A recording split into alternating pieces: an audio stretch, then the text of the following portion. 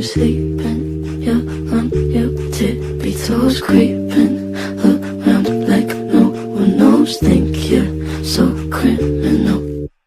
Bruises on both my knees for you. Don't say thank you, oh please. I do what I want when I'm wanting to. So cynical. I'm a bad guy. Duh. I'm the bad guy.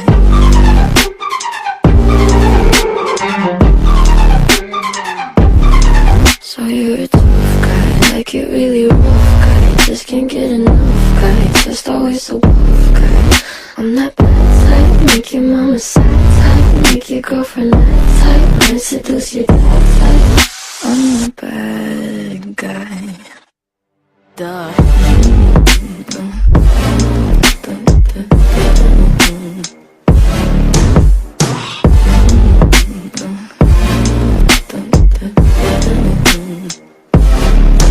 Duh.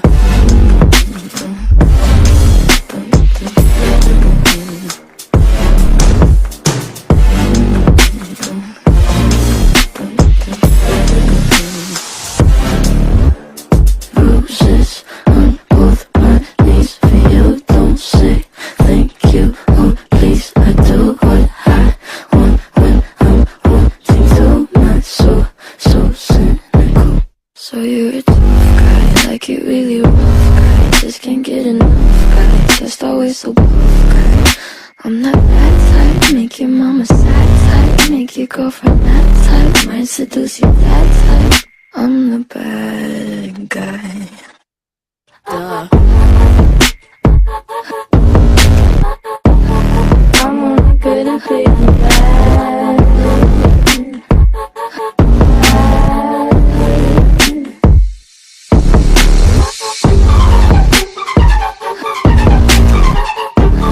I'm only good at being bad.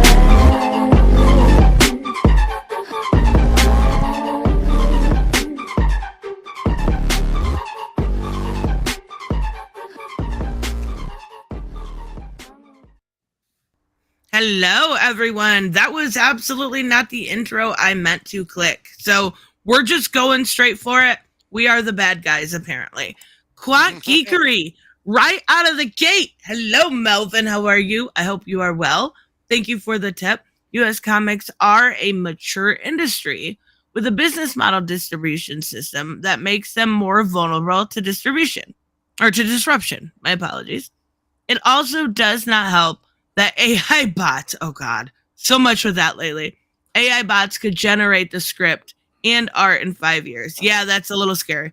It is a little scary. Wasn't it going to court, though? Yeah. Actually, to my understanding, they weren't able to copyright some of the stuff. I'd have to look into it, but it was a big win against AI. So that's kind of a good thing. But Melvin, thank you so much. Now let's introduce our special guest. I'm so excited to have back because if you haven't checked out this book, I want you to at least, and I'm going to put the link. It is in the description. I'm also going to pin it for you guys here. It is one of my favorite, if not my favorite indie book out. The thing is this book is what made me kind of, there was a while I really, I lost faith in indie books, right? Because it was constantly like,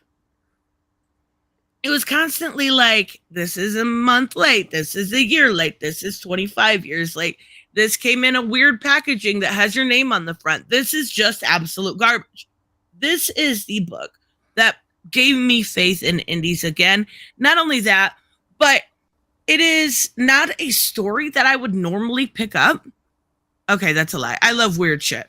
But normally when it comes to like aliens and conspiracy stuff, I go full like Department of Truth style conspiracies. This one is a little more honed in on the alien aspect of it.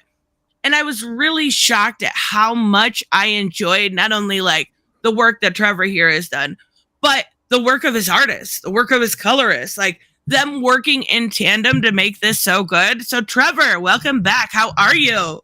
It's great to be here, Tristan. Thank you so much for having me. Oh, no And problem. and thank you for the love on the book.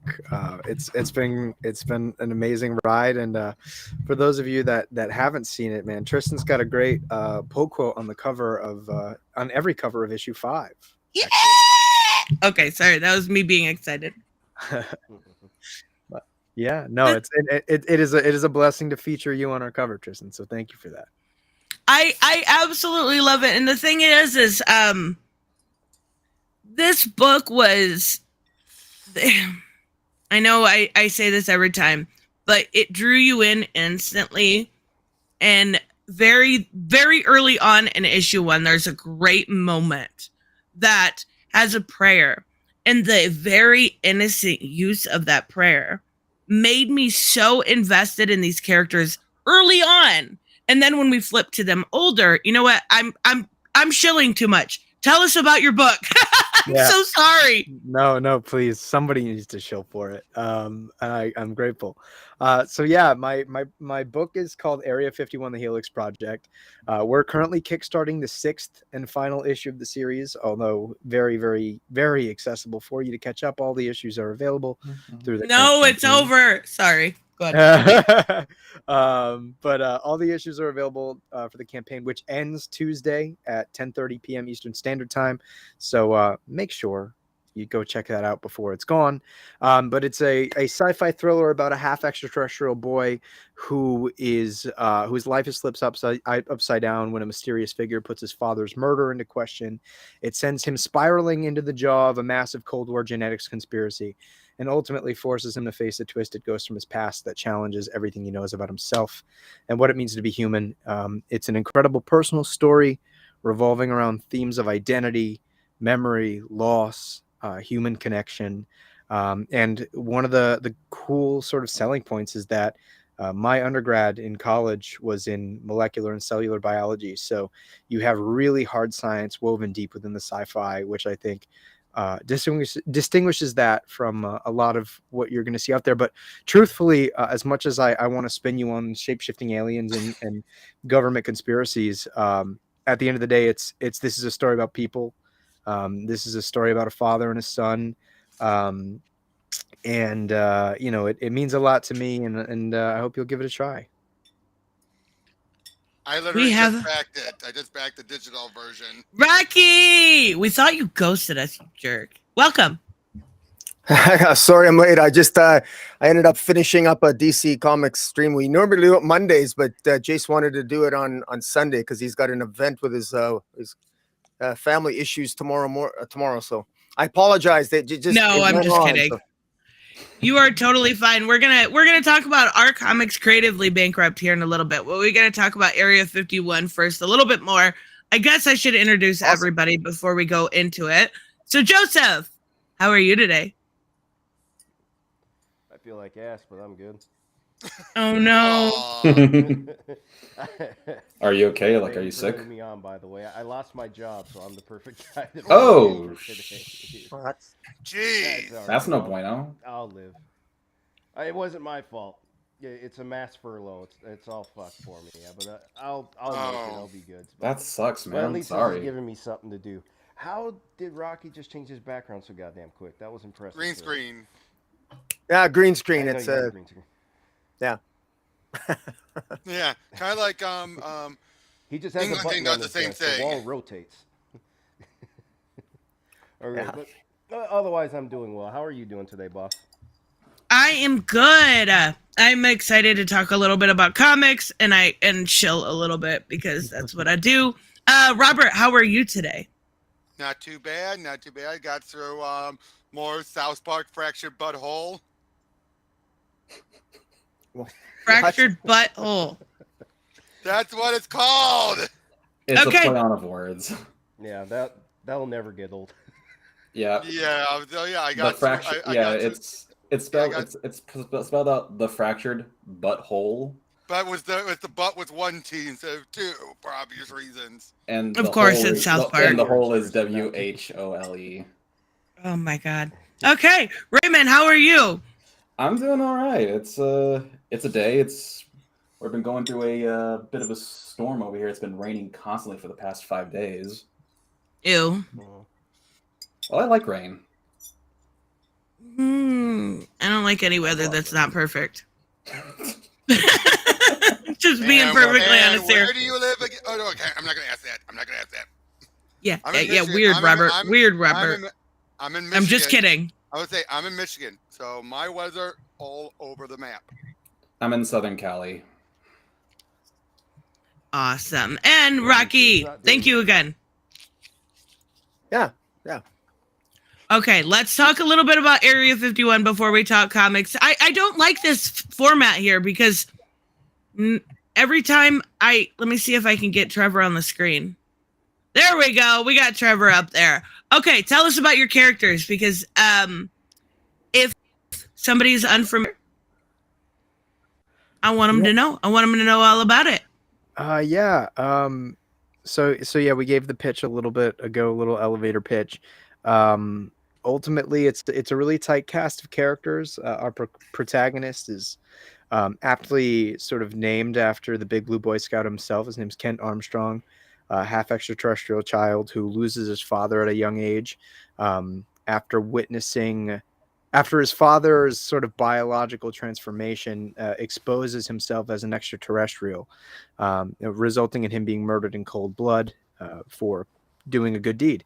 And so this sort of sends him spiraling, and eventually a mysterious figure that claims to have been there that day claims that that the murder might not have been so cut and dry, and that there might be a means of bringing his father back. And ultimately, Kent kind of has to go on this journey of self-discovery and reconciliation, coming to grips with who he is, whether it be his extraterrestrial heritage or his human heritage, and begin to truly understand what it means to connect and understand the world around him, especially through the lens of, his father's memory.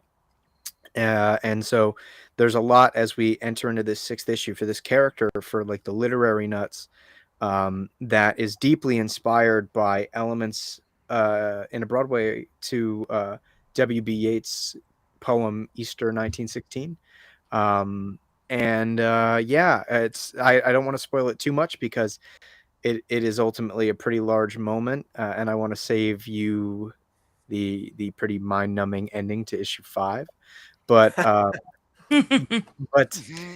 yeah, so that's Kent. He has a sort of supporting character named M, who I think was easily the most satisfying to write. I love her. Yeah, she was very much, kick-ass, take names.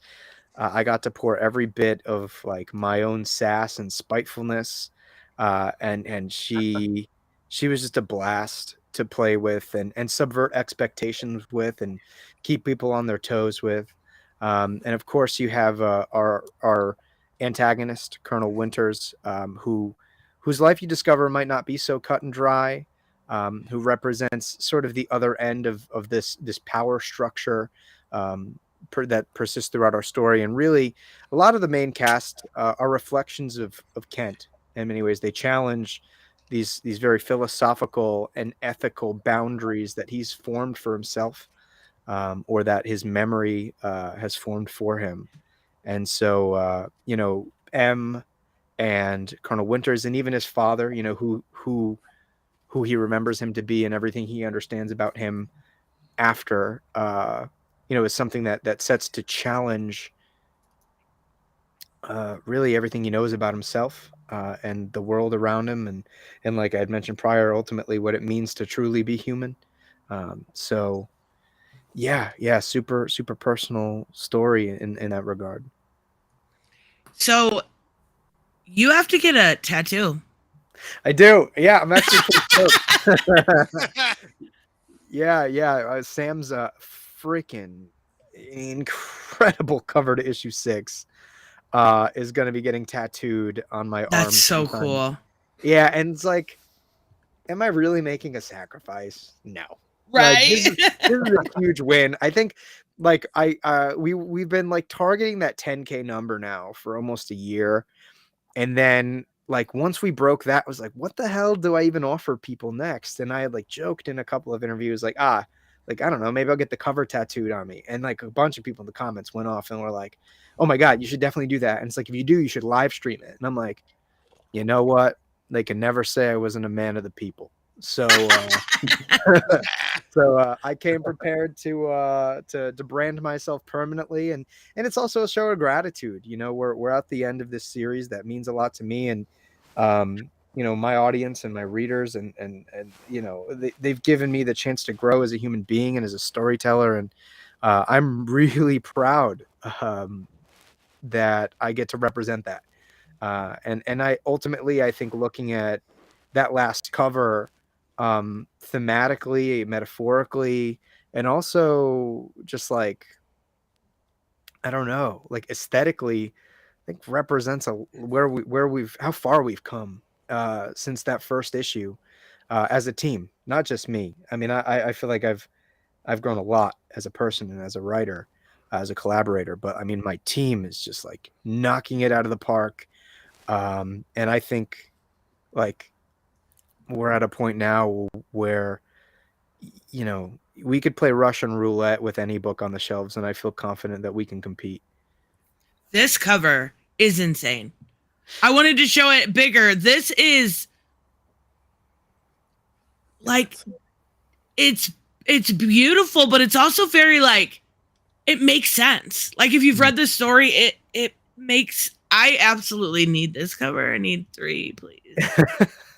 Yeah, that issue 2 reprint cover is awesome. It's like it said, it's going to have a really cool spot gloss on it. We're really stoked.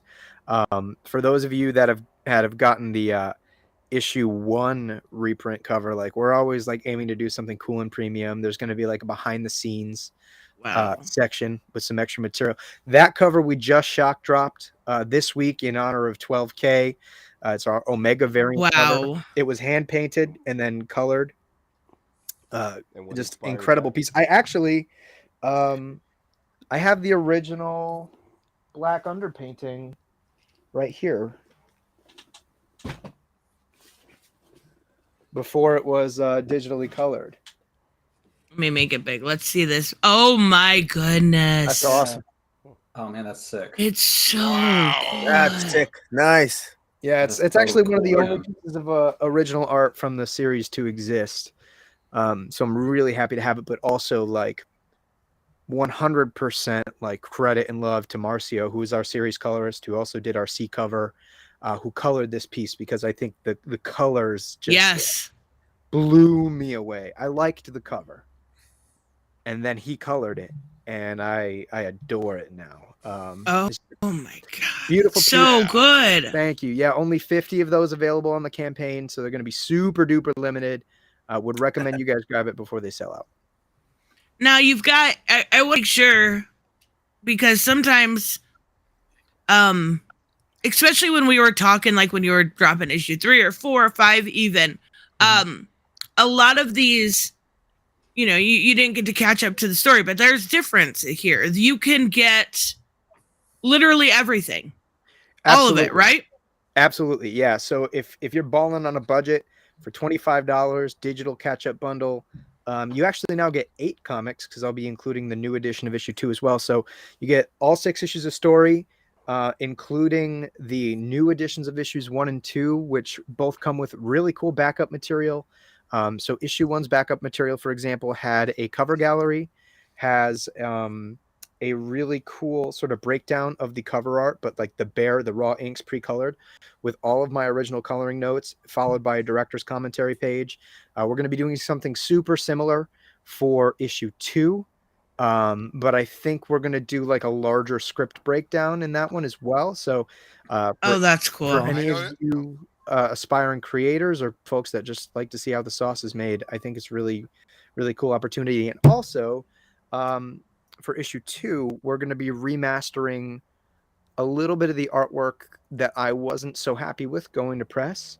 So you're actually going to get, I think, you're going to get the artist's choice. You know, you're going to get the author's preferred text, so to speak, which I think is cool. That is awesome. it's easy for somebody to catch up. And this is it. This is it, right? Right? Like, Yeah. prize issues, no, nothing we can hope for. This is it. Yeah, That's yeah. what You're I gonna just backed. Yeah. And Thank you, back thank you. myself too. Yep. Thank you guys so much. May I point out? I noticed that you said it says here you have an intro by DG Cheshire, as in a guy who had a great lengthy Daredevil run. DG Correct. Cheshire. Yeah. Dan is somebody who's come to become a real friend of mine. Wow. Yeah. Dan wrote the introduction on the inside of the new printing to issue 1. Really sweet guy. It was funny. I really thought all I was going to get was a pull quote. And funnily enough, I was with Rocky in Toronto at getting ready for the Toronto Comic Con. We were in the hotel, and I got an email, and I remember like he had just turned the corner. I was like, "Holy shit!" He's like, "What?" He's like, "Dan wrote me an entire essay." And I thought I was going to get a pull quote. So I'm like frantically at my computer. He's like, "What are you doing?" I was like, "I got to cut my author's preface in half. This has to go in the book." So yeah, really, really cool story about that. Dan is a great guy. I just went out for drinks with him around the winter holiday, and we're looking to do that again soon. That's awesome. He's a guy I've been trying to get an interview with to talk about his Daredevil run. Yeah, he's That a is great so guy. cool. His Fall of the Kingpin was a great arc, but And yeah, the Batman too. crossover, yeah. Yeah, and also to Tristan, to continue addressing your question about catching up. So the digital is the most cost effective. You're effectively getting 8 books for $25, which is dirt cheap. Yeah. And also for physical, there are 2 catch-up tiers. So there's one that's sort of a grab bag. You're guaranteed one of each issue. Variant cover is pretty much my choice. There's a collector's pack where you get almost every variant cover we've ever Wow. made. Almost, not quite everything. But also, if you really want to pick and choose for yourself, you can select whatever package, whatever primary tier you want. And Kickstarter will then prompt you in the add-on menu to select other items. You can, apropos of the name, add on to your cart. And we have every single cover available for you to add on to your cart as you so choose. So, for example, there are certain premium covers that are not included inherently in the bundle that you can still get, like that Omega variant, like that secret variant done by Seth Adams, who is a regular Marvel and Dynamite cover artist. And so if you want to get reference for what covers are given what classification or what name, toward the bottom of the Kickstarter page, there's an entire variant cover menu for you to make that discernment. Holy So moly. Wow. super easy to catch up. That is awesome. Oh my goodness. You've got some there's some that can you do okay, this is a weird question. But if you just do the regular backing, can you do the add-ons then also? Absolutely. Yeah, you can. We've got a bunch of stuff. I mean, between variant covers, we've got a bunch of cool enamel pin designs. We've got 1 slot left to get drawn into my next project. Yeah, you can become an executive producer, official executive producer or producer. You can grab custom t-shirts. So if you scroll down on the page, actually. Oh, I did see these earlier. Yeah. So actually the custom t-shirt features like this artwork here for this campaign that'll never be re-released again. I'll find it, guys, I promise. All good. Yeah, a lot of cool stuff. Like we went, for lack of better terms, we went balls to the walls for this last issues campaign. So there's plenty of stuff for people to grab. I love it. This could be you. and somebody, that's so cool. A backer ate that up 20 minutes after the campaign launched. So I feel like that's slightly false advertising now, which I feel bad for. But shout out to Jay. So yeah, there's your variant cover menu, and then that's the exclusive T-shirt for the campaign, which is a banger, if you ask me. Wow, that's really. Oh, I love it. Thank you. That's so good. Oh, I love it. It's really went all. I like you guys always have a lot on here, but this is the most compact I've ever seen in one of your Kickstarters. Thank you. Yeah, I really wanted, people have given me the ability to get this far, and I wanted to I wanted to make sure I took care of my people and that they had things to remember this by, and like we're able to pick up things, that aren't so traditional, Yeah. So I gotta yeah, say, Trevor, I have to say that I was so happy to see.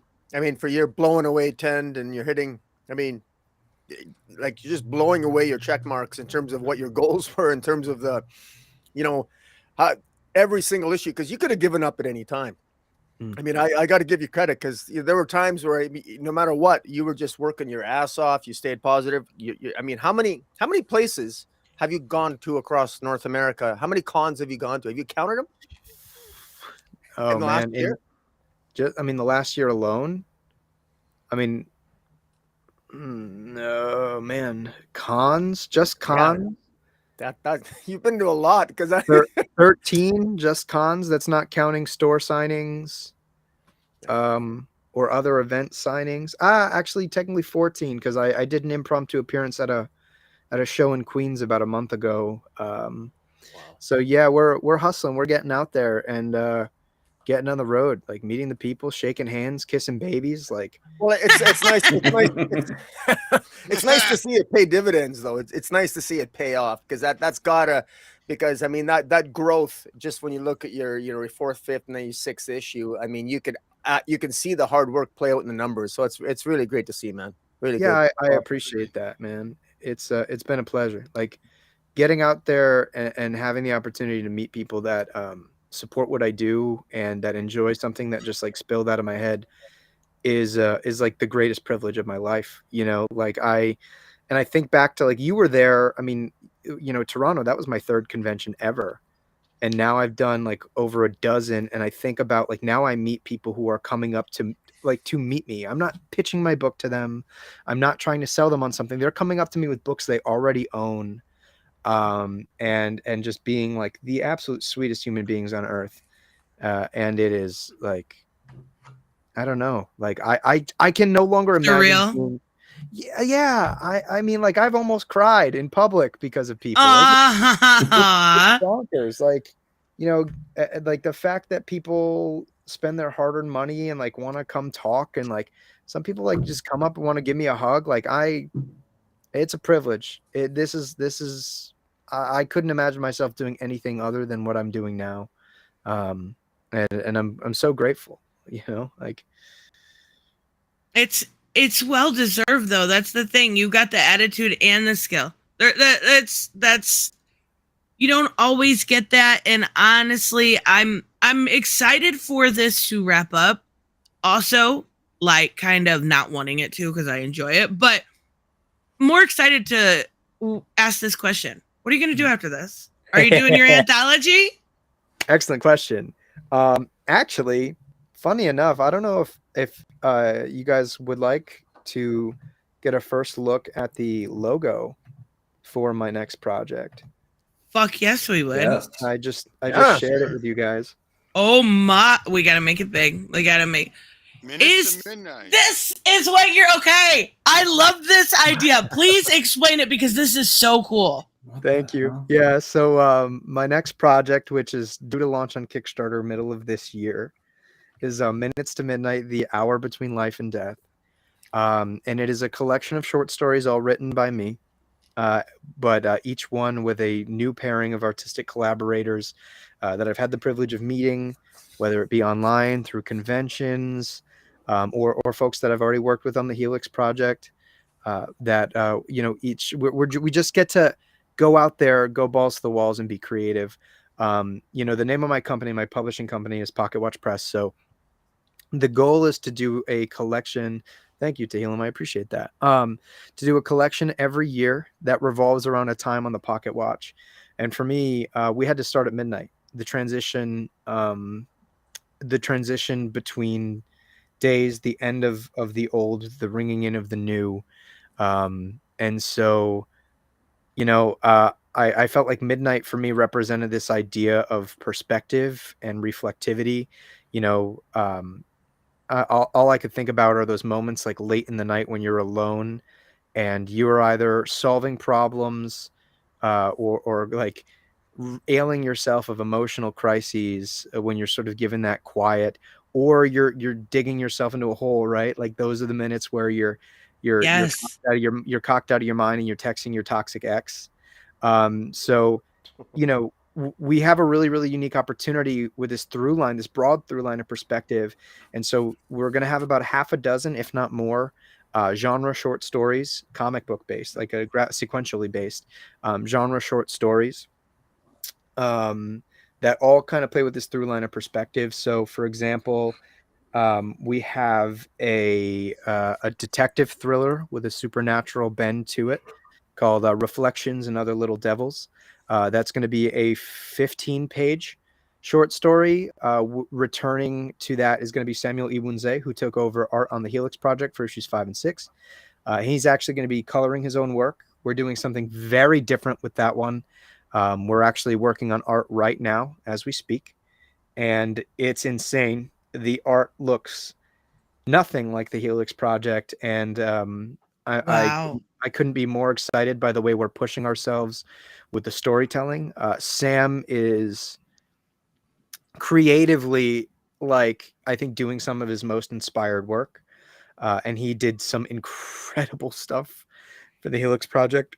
So I'm excited I for you mean, guys. issue 5, I don't know how it gets much better, but I'll trust you on that one. It's gnarly. So yeah, Minutes to Midnight, our story, Reflections and Other Little Devils. It's going to be very different. So as opposed to being like very line based, he's actually using more of like a brush stroke. So it's going to be a little bit more painterly. The goal is to make everything feel very, very captured in time and very almost still and immortalized. So that's super exciting. We've got a supernatural coming of age story called The Marvelous Misadventures of the Melancholy Man, about an empath named Midas, which is a little poke at King Lear, who kind of is born with this innate ability to siphon off the emotions of anybody he touches. And so when he does that, it's ultimately the story about self-destruction and sacrifice. And that is one story that we're actually looking to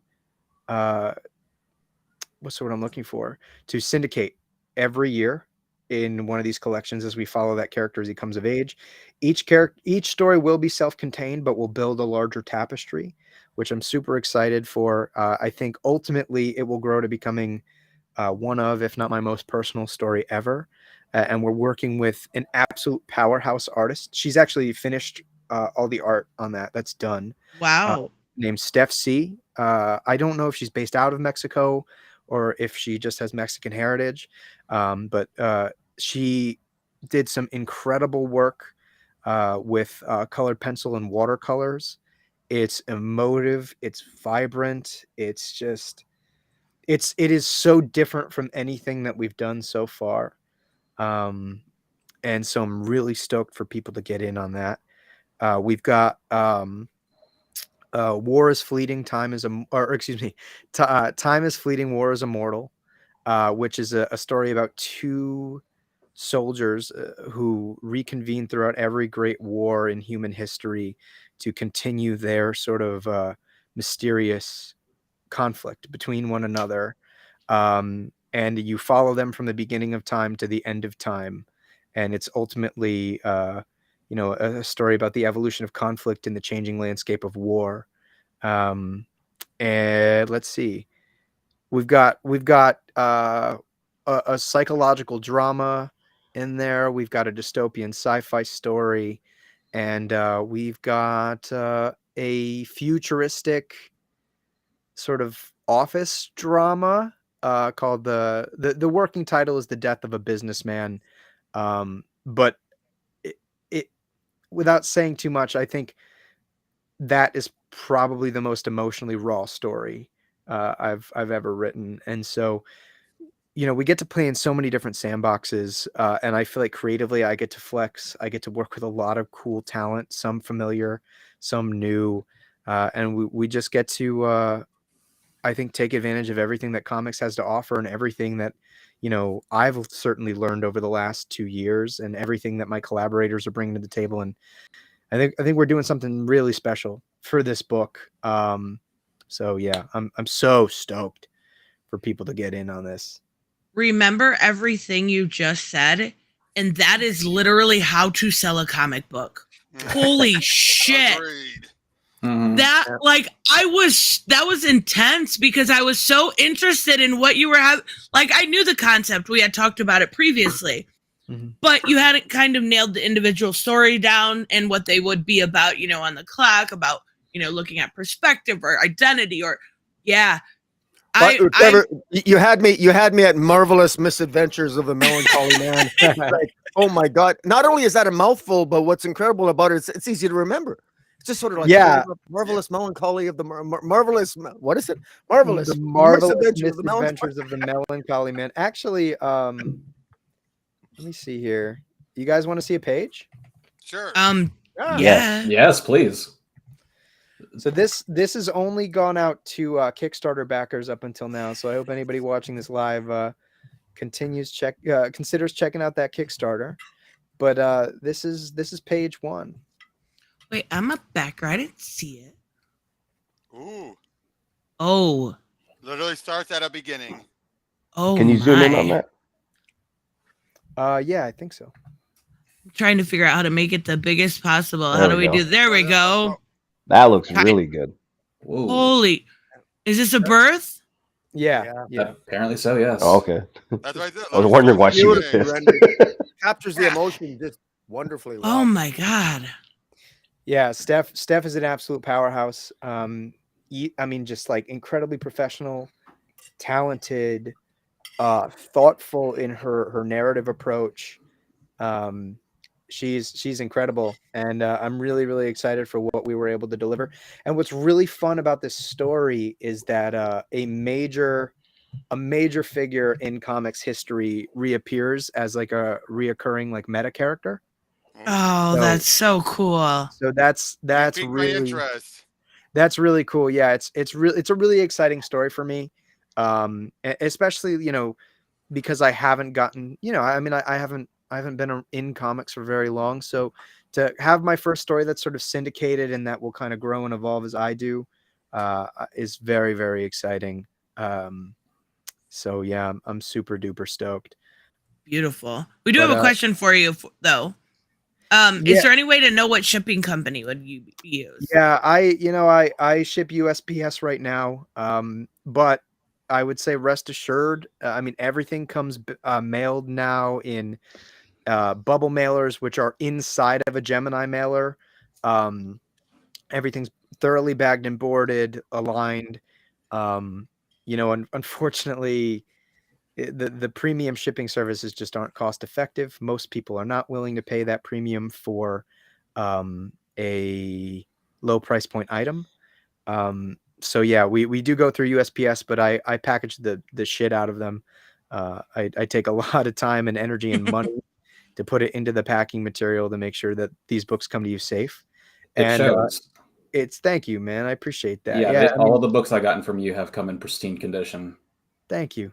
Yeah, I appreciate that.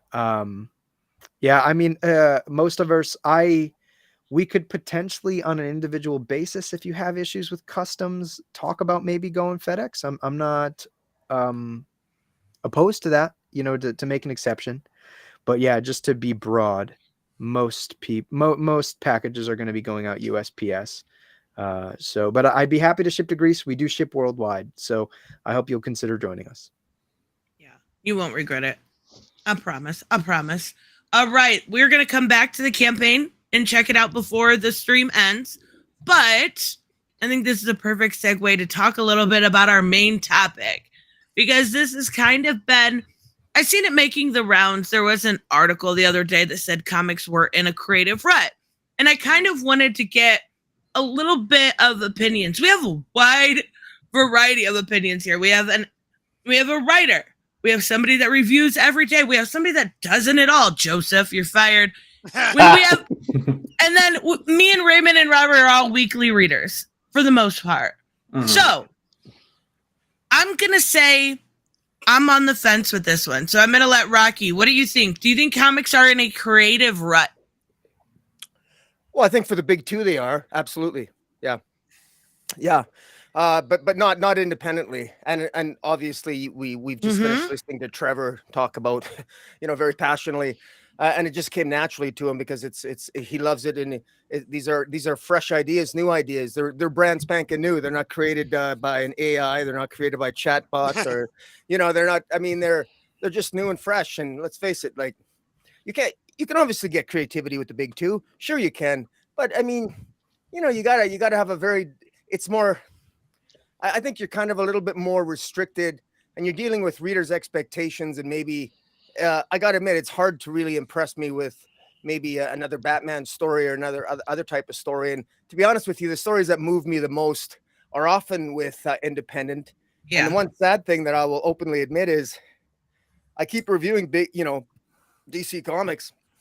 If I why aren't I reviewing more independent comics? I should be. I've started you do, to do right? that more. I do, but I should be doing it more because if I was to actually review comics based upon my actual level of enjoyment of them, I rarely would ever review a DC comic in comparison to what's out there on the independent market or a Kickstarter.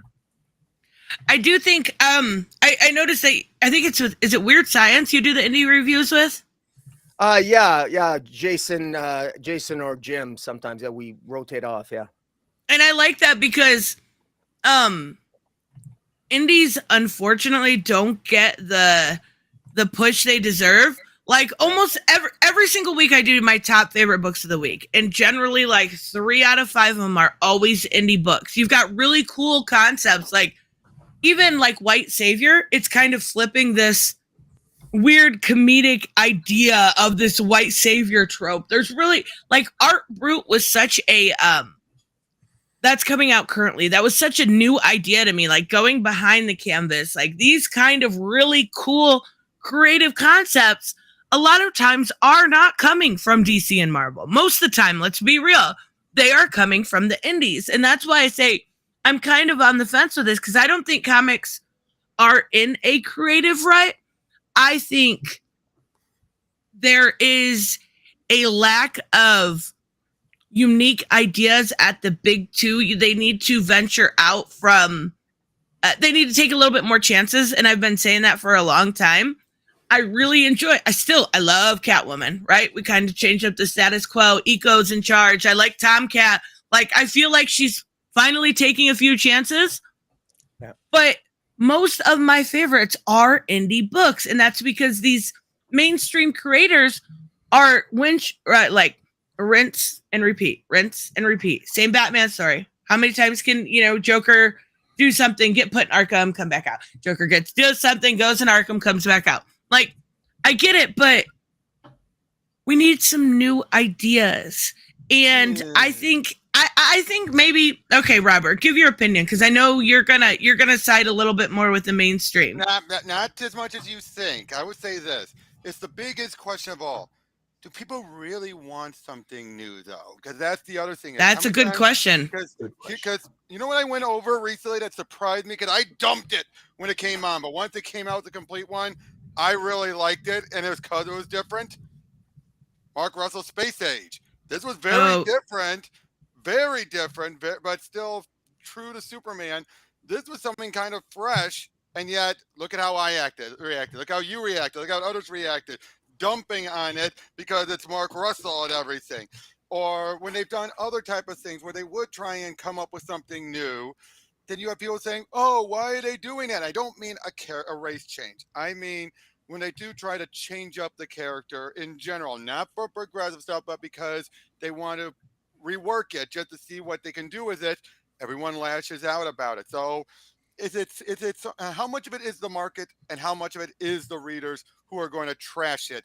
Because really, do you want people to actually kill off Joker, for example? Do you want to? Yes, I do. But personally, I would take it. But do you think the majority would really want it? And especially also depending on what the creator, how they do it. There's always those big different factors that mix up to that. You would need like the biggest writer. It would have to be the biggest story. I mean, yeah, Tynion had his chance until 5G got torpedoed and everything. And to be fair, Tynion tried. Yeah. But all of the characters that I was excited for him to make, and I'm gonna bitch about this until I'm blue in the face, are gone. Miracle Molly had a chance Miracle Molly had a chance. She looked freaking cool. She was using this tech in this weird Unsanity Collective. When's the last time you heard about them? Batman Urban Legends. I don't read that shit. You asked. You did ask. Just because you didn't read it doesn't mean that they didn't do something with her. That Also, is true. Ghostmaker's still around too, so you know. Yeah, that's fair. Ghostmaker, Batman Incorporated, it's been good. It's been solid. And Alex, I'm sorry to say, Alex, your boy, if it sucks, that's subjective. Not everyone thinks it sucks. So just because you think it sucks does not mean that everyone's going to agree with you that it sucks. And I think that's the other big thing people still need to understand. Now, again, do I think stuff like Geiger is way more entertaining than Junkyard Joe, way more entertaining than some of the big two stuff? Oh, hell yes.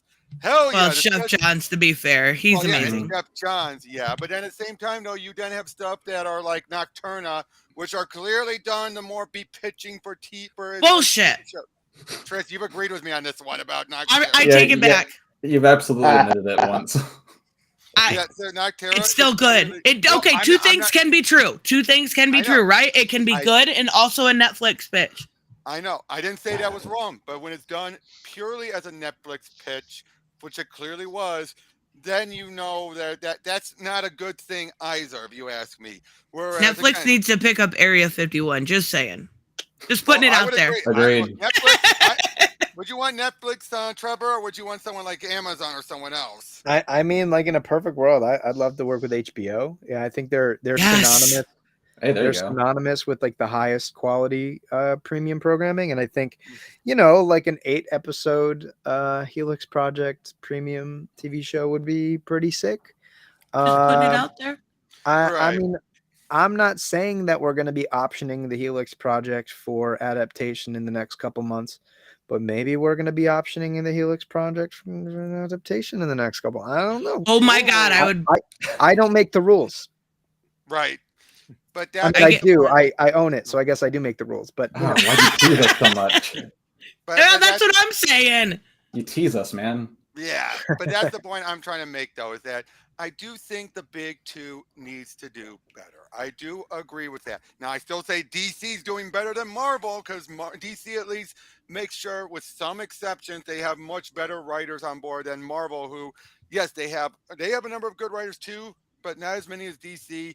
And it definitely shows at Marvel they have a majority of poor tier writers who don't give a crap about the characters they're writing. See, and I don't read enough Marvel to have like a strong opinion about it, but I do think there are a significant amount of gems at DC that I enjoy every single time. Nightwing, Catwoman, I got behind in Batman Incorporated and finally caught up. I love that title. It's Ed Brisson. He's amazing. I do think Batman has been very good. This weird, besides when he fell from space, other than that, it's been very good. But then, you get kind of into this rut, right? We've seen a lot. We've been reading for years. You get into this rut of wanting the same story, feeling a little annoyed with not getting the same story, and then you kind of drop off, come back a few years later, and it's kind of what we do. But what era of comics? None. There's a bunch of crap. Exactly. That's the thing. People will make it out like all these comics are bad now. No. That happens all the time. You just remember the greats. We're not going to be talking in 20 years about the Catwoman run, even though I loved it. We're still going to be talking about the individual runs we love the most. Absolutely. But Trevor, do you still have a channel? No. Well, I mean, okay. It exists. Have I done anything on it in 2 years? No. I wondered because I went to tag you in the description and I was like, okay, why can't I find this? Why can't I find it? Okay. But you used to review comics. I did. Way back in the day. And you used to, you talked with people like Rom V, you had creators on. What, from your perspective as a writer, do you think that, when I say comics, I guess I'm kind of talking about the big two, because I think we're pretty much in agreement that, you know, indies can do a little bit more and have a little bit more fun. Do you think there's a creative rut involved with this?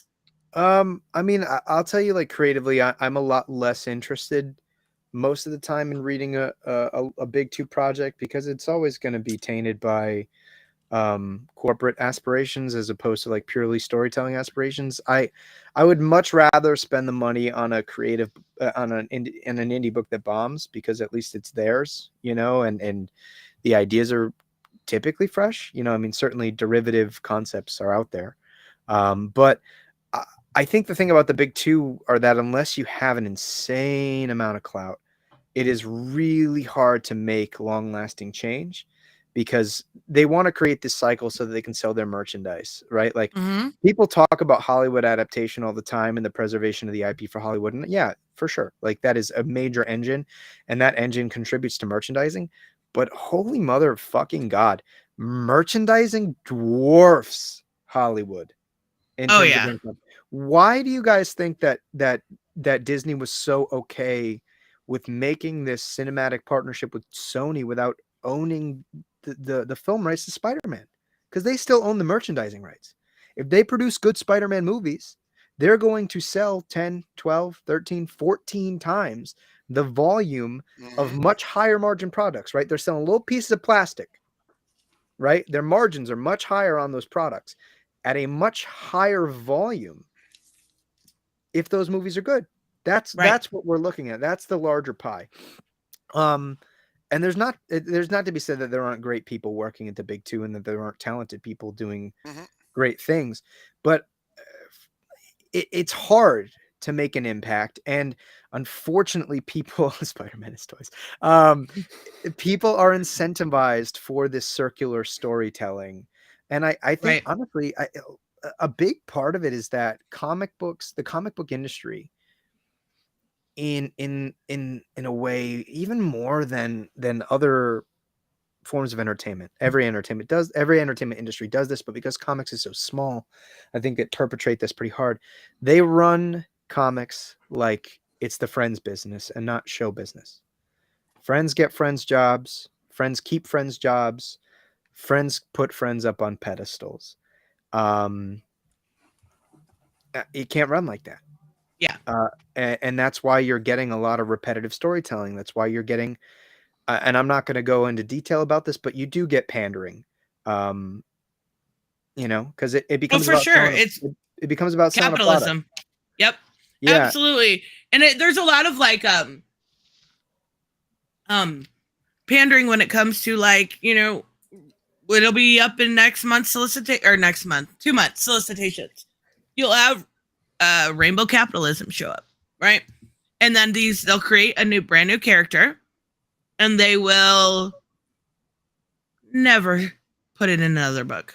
And that's the shame. And I was recording with Bianca earlier today, and we were talking about, you know, how to write comics, how to write Black characters in comics, coming from two white girls. Makes sense. But even so, we were talking about the idea that they've created really great Black characters, even the ones without lightning powers, right? That are basically thrown to the side. You've got characters that I really enjoyed, like Jess Chambers, right? She was, they were a speedster created in Future State, that I really enjoyed that character. Gone. When's the last time we've seen this character?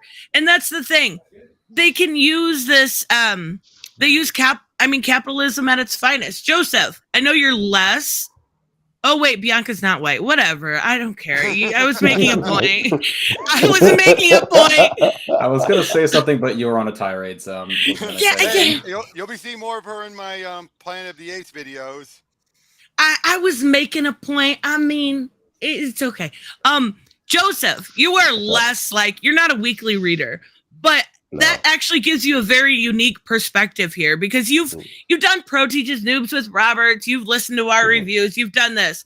What do you think? Do you think this is, you know, a lot of corporate overlords, or do you think that comics are truly in a creative rut? Well, It was actually a question I actually wanted to throw at Trevor. Let me respond to you directly first, because you also have the fans. Fans are purists, and fans don't like change. So, like our first 2 hour discussion on YouTube on your last channel, by example, we were talking about Zack Snyder's Superman in compared to traditional Superman. I liked Superman. I've always said Superman essence, the metaphor. I appreciate it to an extent, but just in short, where I don't appreciate it as much as others would, because he really doesn't struggle much. To me, that's not much of a hero. You know, Right. you can measure the hero by how much he struggles. Like Spider-Man, I like Spider-Man the best because he is by and large the same athlete in different scenarios, and most of the time he's not the bully. So that's why I appreciate somebody like Spider-Man, by example. But Because he's a fan or punk. but here's and yeah, here's the thing, because fans don't like change, so it is hard to appease. It is harder to be creative because you want the essence preserved, but you also want something new. You know, you can't really pick and choose. You got to play with the variables a little bit. I think something's got to give. Okay, so let's say, by example, in you, Tristan, you just had a conversation earlier with Jared from Comics League. He said that New 52 or Zack Snyder Superman, that modification of Superman, he said that it saved the character. Now, depending who you ask, you'll agree or disagree. You say Right. traditional is perfectly fine. As you see Rob there fighting it right now. But you see what I mean. The fans are part of the problem because the fans don't even, they want different, they want new experiences, but they also don't want change. So that's Exactly. frustrating. Like even if even if it wasn't just like the corporate the big guys in corporate offices just basically dishing out the same old just because they know what works, they know what gets the money, they know what they want on that merchandise. Even without that, we would probably still be having this conversation because we don't know how to appease the fans without without taking away from the essence of something they already love.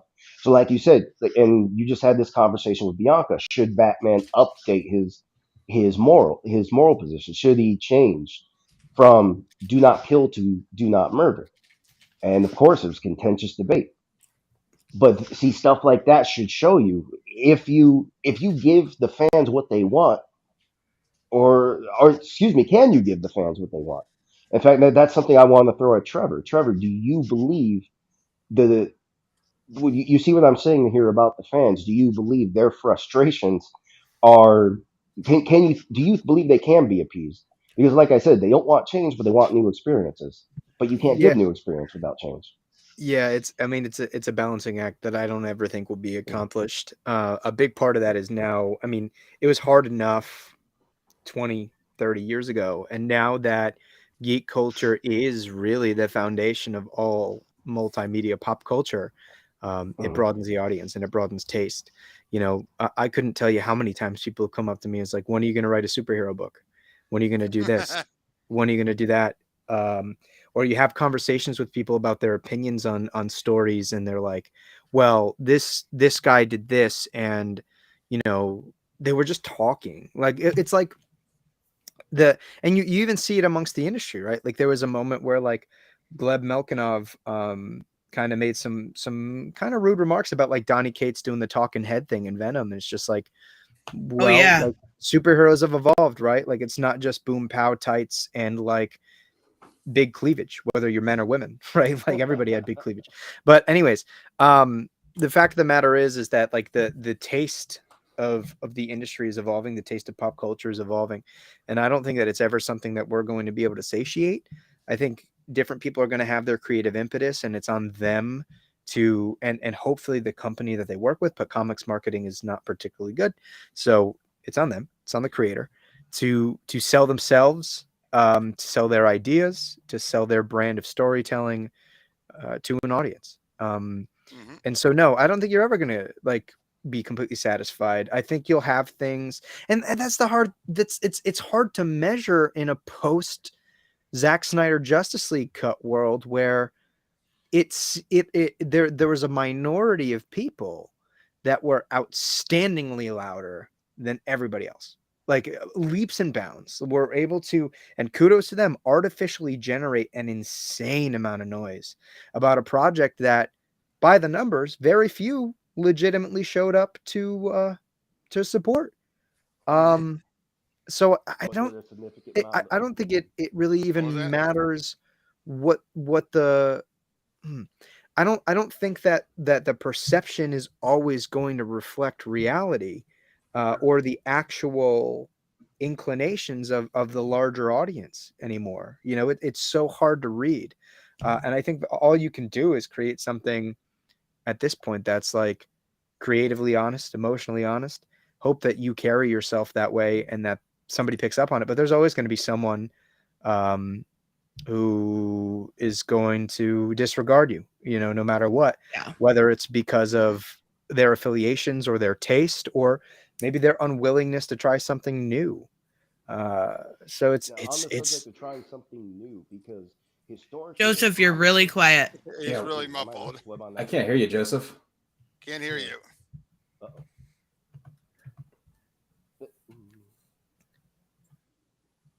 I think while Joseph fixed that, I think I also think it's a lot harder right now for creatives because everything they do is under a microscope with this idea of left versus right.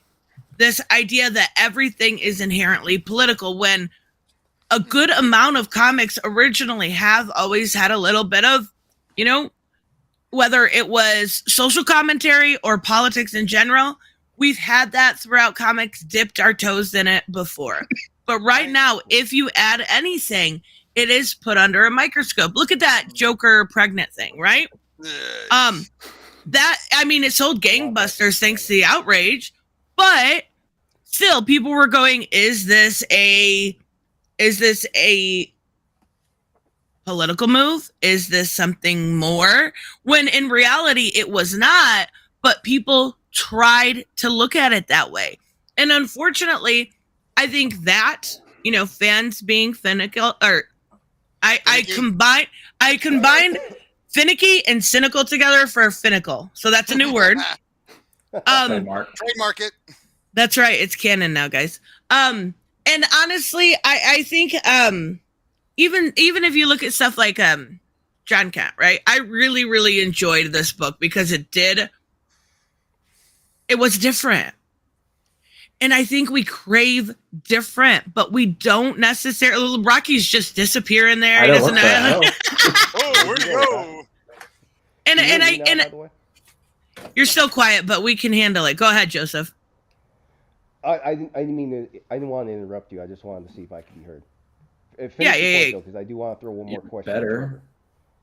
Yeah, I mean, I just think in general, we crave something even if we don't know what it is. And that's why I like that book, because it was that idea of battling injustice versus banging somebody over the head with a fist. And same like with the relationship with John Kent and Nightwing. You know, not only he has to teach him, but he doesn't have to teach him how to fight. He has to teach him how to hold back. And because he's so strong. And I thought that was a really cool concept that really we hadn't seen that dynamic before. Go ahead, Joseph. All right, you can hear me okay? Mm-hmm. Yeah. Background noise. Okay. Too. So for Trevor, because I want to ask you a question, because you said you were integrating hard science. Now, for me, I like grounded superheroes better. Batman, or Bruce Wayne, putting in the time and showing the discipline to basically transform from the inside and exceed normal human limitations, by example. Stuff like that, that's cooler to me, because when it's grounded like that, then you want to believe it's real. It makes you commit to the illusion more. Someone like Superman, yeah, you want to believe you could fly, but, give it time, grow up a little. It's just not going to happen. You let it go. But you wanted to integrate. You said you're going to, because you have a microbiology degree. Molecular and cellular biology. Yeah. Oh, cellular. Okay. So you said you wanted to integrate hard science into it. And I've dabbled with this stuff in my mind a little bit. Like, I'm not the biggest comic book reader. Video games are always my thing. So But as you see, when it comes to creative liberties, it's always easier to go over something more fantastic. Like Spider-Man lifting 35 times his body weight just because spiders can do the same thing. But realistically, we wouldn't be able to do that because spiders don't deal with gravity the same way we do. So you can actually limit yourself when you go the hard science route. So how do you balance creativity with hard science? That's a great Like how do question. you know when to integrate it? Can you Yeah, tell us anything about that without spoiling? yeah, absolutely. I mean, when it comes down to looking at how we're getting from point A to point B, regarding like the feat of a character, there are moments where I look at the feasibility of being able to take my understanding of like biological capacity and appropriate it, right? So there's a moment in issue 5 where a character uses what is able to genetically manufacture um, a snake venom that is several times more concentrated than an Australian tiger snake venom. Um, and so it's really just like finding ways to take what's real and what is possible and understanding that you have a certain amount of headway to play with the suspension of disbelief and making that leap as small as you possibly can, because we've now existed in a society. I mean not just in a society, we live in a society, but we we live in a culture and in a race of people that are inherently storytellers. So there are already numerous things we're already kind of conditioned to be okay with, right? Like you look at Star Wars, for example, cultural mythologies or theologies or stories or however you want to put them, like globally, on a global level, we had already been conditioned to be like, yeah, wizards are a thing, like guys that do magic. Samurais are a thing, guys that fight with swords and engage in these like pseudo political battles over like feudal states. What is the one thing that George Lucas had to suspend our disbelief on? That was light speed travel, or traveling faster than the speed of light, right? Like that was the thing. And so because he already had the headway based on societal expectations or like conditioning, like all he had to do was to make you feel like these characters could go from point A to point B in an unrealistic amount of time. And I think managing that and understanding that you depending on what you're writing on, are given a sort of platform, and you have to leap so far to make your audience feel comfortable in believing what you have, what is, let me rephrase that. You have an X amount of distance that you have to jump or cross in order for your audience to feel comfortable with something happening in your world. And it's your job to make that as seamless as possible. So like in a story that has to do with shape-shifting aliens and genetics, for me it's always like, how do I lower that barrier to entry?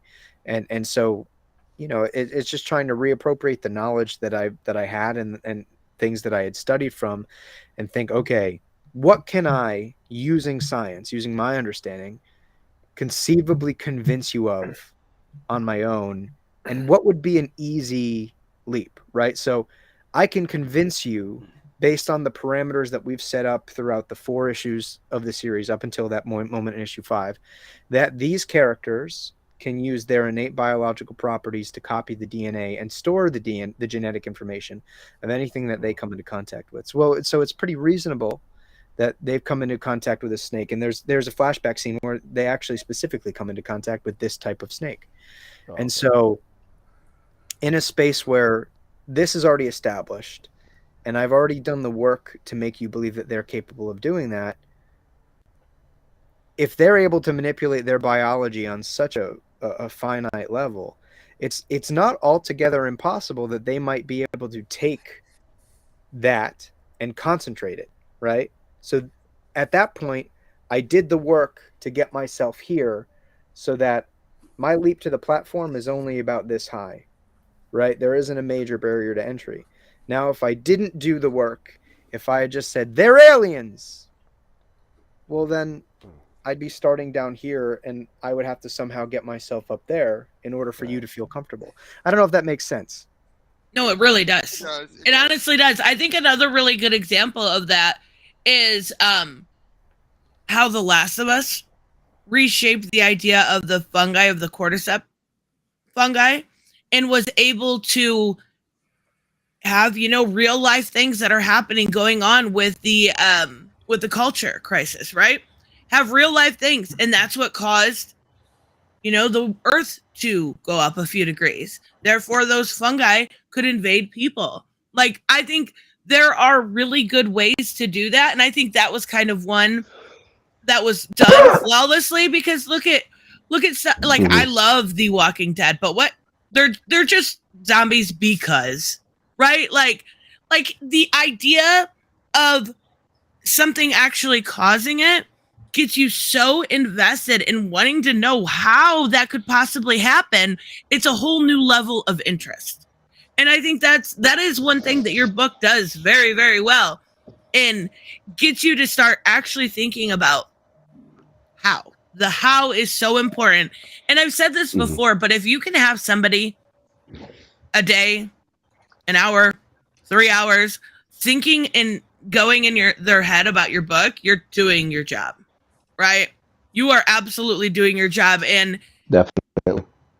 And that's what DC needs to do at this time. They need to start a mystery. They need to start something. They need to start putting in those little, even if they go, you know, that way, or it's a, you know, totally crazy, as long as it's not multiverse, like Shelby mentioned it earlier. Anybody else so sick of the multiverse is going to end? It's over. Everybody, it's the end of the world. I'm so sick of that story. It's Raymond, always the end of the world. I didn't even ask. What do you think? Do you think the big two are in a creative rut at this point? I think everyone is in a creative rut. Every story, anything has always been done before this. Every story has been done before. It's just everyone has their own little unique spins on them. I think it's I think it's worth noting the words of Robert Kirkman in one of his early interviews after the success of Walking Dead, when they asked Robert Kirkman, so what's the secret? What's the secret behind The Walking Dead? What did you do different that made it so successful? And his answer is very telling. His answer was very simple. He says, if I know the answer to that question, I'd have 10 of them. The fact is, I mean, like Robert Kirkman himself said, he doesn't know. There was thousands of zombie tales before The Walking Dead, and frankly, don't kid yourself, there was more than one that had a better premise. I mean, like you said, who would write a zombie tale without telling you how the zombie apocalypse? He had to lie to get started. it started. I mean, you could criticize the current concept of The Walking Dead, and yet somehow it was phenomenally successful for, and of course we can list off reasons now, hindsight's 2020, but at the end of the day, I mean, Kirkman's advice in the interview was, look, as a creator, my job is to write. I write. I put the ideas on paper and I try to collaborate, and sometimes magic happens when you just, you know, that old expression, you know, perspiration, working your ass off, and you know, you don't always know what's going to be the harbinger of success. And bear in mind, Walking Dead didn't sell well at all when it first came out. Invincible had terrible sales when it came out. Sometimes these things have to find an audience, and part of it is having the discipline as a creator to sit back and let the audience catch up with you sometimes, because I think there's lots of examples of that.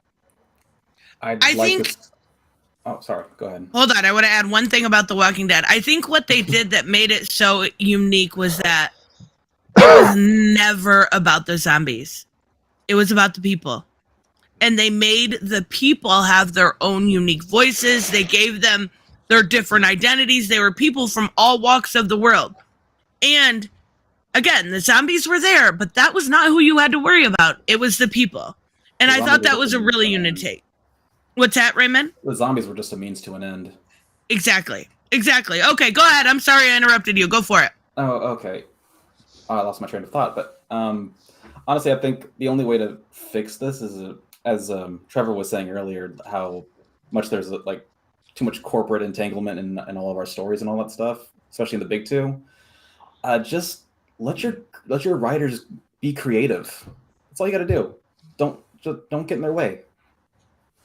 I think that's a lot of it. And I want to bring this comment up because again, I'm still on the fence with it, but manga to me has no, like, I'm just not interested in a dude with a chainsaw for a face. I'm sorry. It's just not my bag of tea. Like, I like My Hero Academia, but it was basically X-Men, right? Yeah. And I really like Death Note. Like, there's some good stories, but manga is so far out there. I have very little interest in most of the storytelling that is being done. I know it's very popular. I'm not saying that. I know it's very popular. But manga to me is just, some of the shit is just too bizarre, and I need a grounded character. Right. It's even worse if you read shonen. It's all the same crap. Just It really is. slightly different. It's just Like, slightly different from one another. Yeah, it's like, I seen one about like somebody that like fucks his dog, and then I seen one about a school shooter. Like, that's the really bizarre shit. it's No, the no, weird. No, we're talking It's the about, They most are bizarre. unhinged as fuck. yeah, we're talking about like the regular shonen stuff, like your Naruto's and your Dragon Ball Z's and all that crap. It's all the same crap. Right. Yeah. Okay, Robert, you've had your hand up so nicely. Hey, and I've been keeping my mouth shut for the most part. Well, first of all, in the case of with Walking Dead, I think it helped of two things. One, the general idea was simply Kirkman wanted to say, let's take a Romero zombie movie, but see what happens when the credits would normally roll. You know, the point, like what happens after that. Then, of course, we have the fact that he had to lie through his teeth to get the book even made by saying, oh, no, the zombies were made by aliens. That was his way of getting it made. People have to remember that. That the whole point was, because they thought, no one saw it, not even at Image. Image wasn't even thinking, oh, this could work. They were like, this is not going to sell. Give us something else. The reason why we published it. Oh, I'll reveal they're aliens. Okay, then later, you were bullshitting, weren't you? Yep. Well, you proved that's wrong, so continue on. I don't know. Aliens doing it sounds even weirder. Well, Yeah, I don't like it. Well, no, but again, that was how you had to do it. But here's what I was going to say was, I think one other thing people have to remember is a lot of the memorable runs, the memorable takes on characters and everything. We got to remember it was two things. One, there's been a lot of times some characters we love and feel beloved went through ruts or quiet periods Of where course. hardly anyone touched them at all, and you know, things like that. And a lot of times we have stuff that are runs that people love. Those had to come about because you had to get the right creators on board, and I think we took a lot of that for granted. Now we've reached a point where we're either trying to find the next new person, or the people who are making the big runs are either too old or wanting to do their own solo stuff, things like that. I do think we took a lot of the old times for granted, that we keep on expecting it to be just like the old days, when even the old days wasn't like the old days. Well, that's the thing. You're looking through rose-colored glasses. Exactly. And I'm sure back then during the 90s, for example, I'm sure there was plenty of times of things where people were like, oh, God, it was so crap. Remember how things were great in the 80s or in the 70s?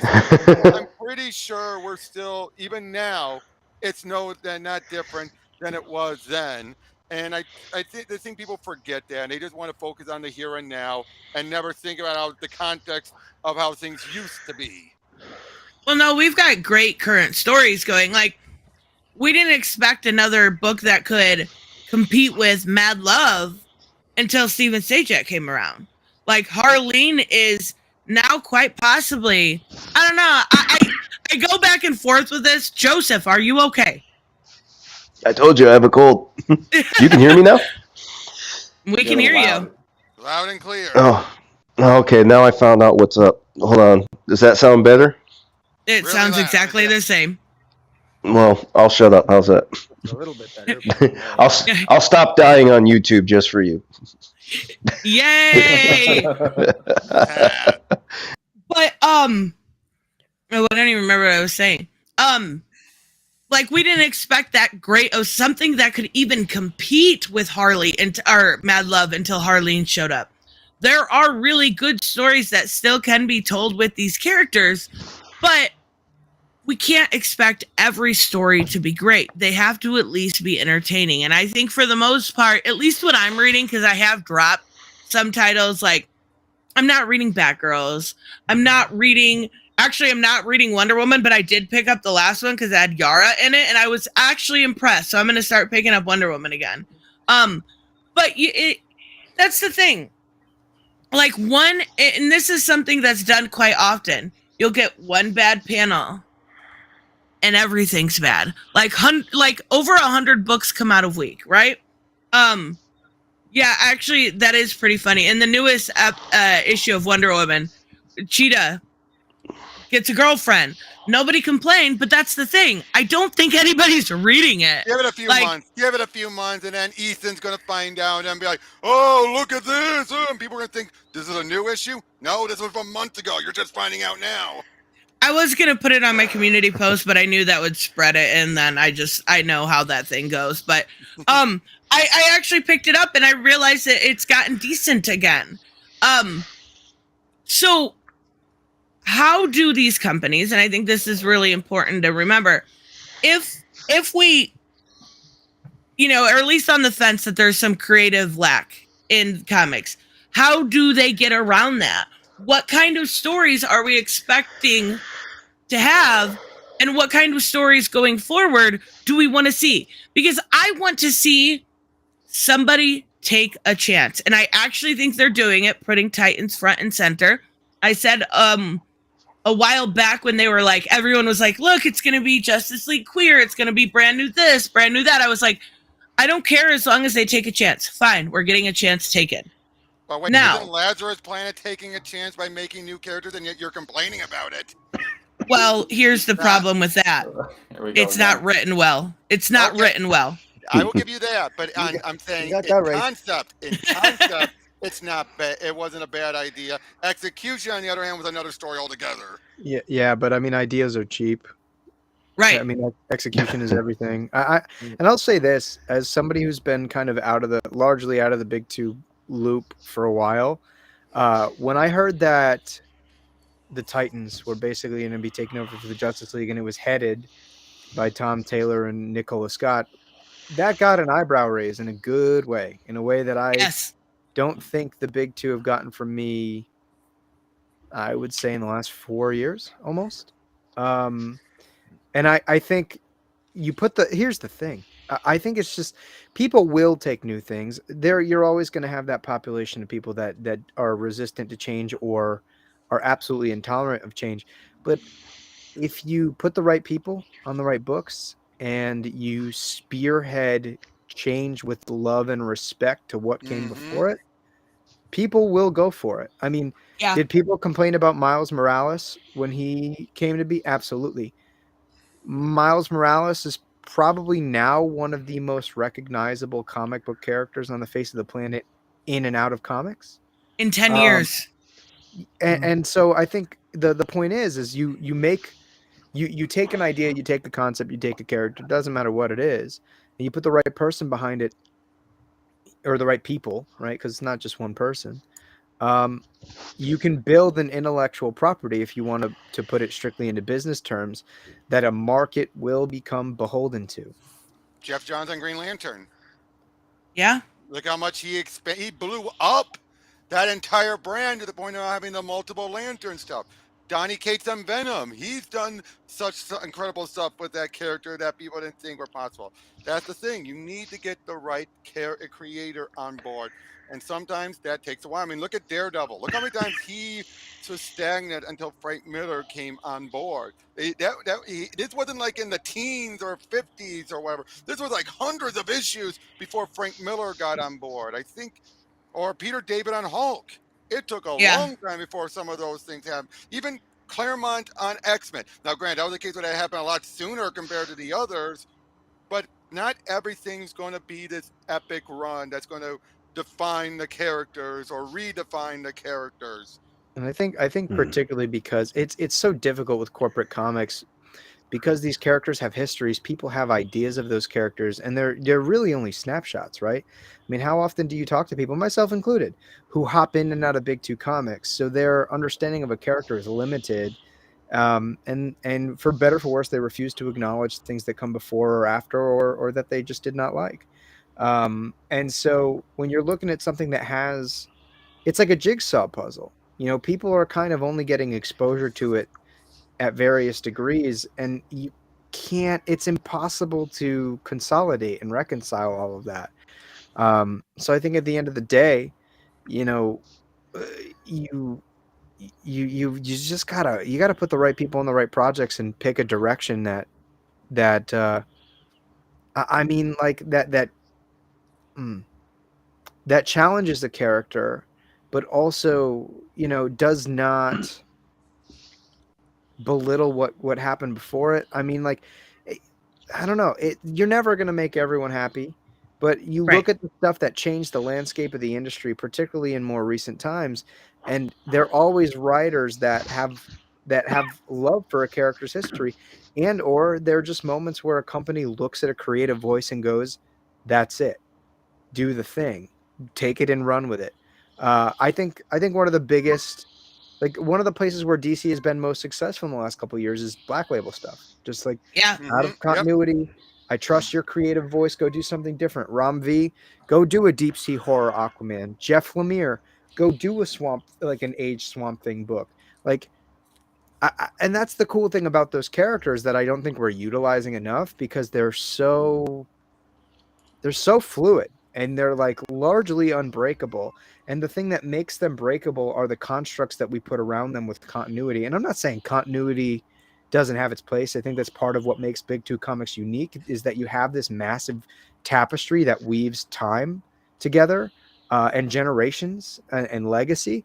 But I don't think we're really utilizing, you know, just how much larger than life these characters are. You know, we try to put such rigid forms on them, and there's just not a great consensus behind the what's the word I'm looking for, behind the curtain, you know. And I think I want to add something real quick, Robert. I think that's why a week and a half ago we did a first book club, and it was Strange Adventures, and I think that is what made me like that book so much. There was no beholden to continuity. Yes, there was little like wink wink nudge nudge things here and there, but you had these characters at the core. They were the character, but they were very flawed. They were very human. They were very much so selfish and maybe even a little evil. And that type of characterization would never happen in, you know, the main line. They would never do to Adam Strange what they did in that book. But it made me appreciate Alana. It made me appreciate her as a character, gave her a lot of agency, and made me actually want to go back and read some Mr. Terrific stuff. Made me want to look at this character a little bit more in depth than I have before. And I think that's what authors like Tom King, Tom Taylor, are able to do on the Elseworld story. Look at Deceased. Like, we just got this week alone, got something I would never expect from Deceased. Earmuffs, anybody who doesn't want spoilers for Deceased 6, 3, 2, 1. Fucking Alfred being the Spectre is such a cool concept. And he is the ultimate father. It makes sense. So I really think that, like, there's a lot of excelling in these Elseworld stories, but they also need to hone in on the continuity too. Like, they need to focus on both. But I've been really enjoying the Elseworld stuff. I mean, so much so, like, Woman of Tomorrow is going to be made into a movie, another Tom King book. Tom King has this weird way of making me freaking love characters that I like. His Mr. Miracle book is superb. Loved it. I can't wait. I'm gonna read what's it called? Human Target. I read the first couple and I'm just waiting for it to finish. But he has this really great way of taking these characters and just making them so human and flawed and fucked up that I love it. Maybe I just like seeing my favorite characters tortured. Who knows? You also have stuff like the White Knight universe. Look at what Sean Gary Murphy's been able to do with That's true. the DCU, to the point where now he's saying, "Oh, Superman's showing up when Batman's an old man." Well, not only that, that is actually doing it more along the superhero line, right? Yeah. Whereas the other stories are, war criminal. Deconstruction. Yes, deconstructions. Whereas he's actually taking it with the superhero route. So yeah, that's a really good example. Or like when I showed off Space Age, the fact that this is supposed to be a case of we're just seeing one of the many different infinite Earths that got wiped out by the Antimatter during Crisis on Infinite Earths that we never knew about, we never focused on. That's the whole point of the story. We're seeing a world, just some random other universe that's going to be, we're seeing how this world is building up, and then we see how it ends. That's the whole point of the story. Rocky, you read everything every week. Yeah. Everything every week. Yeah. Well, so what is your input? What do you think? Where would you like to see this kind of creativity end? See, I want to be careful because I don't think that there's not.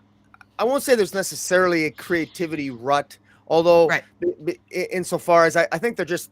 I think they're hiring writers that I think they can hire better quality writers. I think that's a separate issue, and it's an easy answer. It's an easy out for me to say that, but I do think that's an issue. They're hiring writers without enough experience. But the other thing I just want to say here is I have to admit, as a longtime reader, Trevor mentioned earlier about a lot of us we go in and out of comics. I never did go out of comics, so not.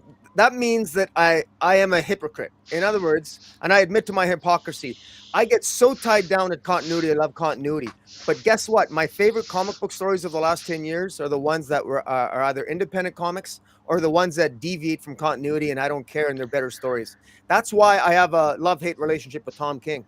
I love his Supergirl. I love his Adam Strange. Who the hell read Adam Strange? Who are the 4 people on the earth that claims to have read Adam Strange comic books prior to the? please. Robert's, of course, one of the 4. Adam Strange before Tom King was Brian Michael Bendis when Adam Strange thought Superman was Batman. I mean, come on. I mean, give me a break. No, come on. My point is this. I mean, I make a bad joke, but the point is that I get too beholden to continuity. That's but my problem. Yeah. And some of the best stories.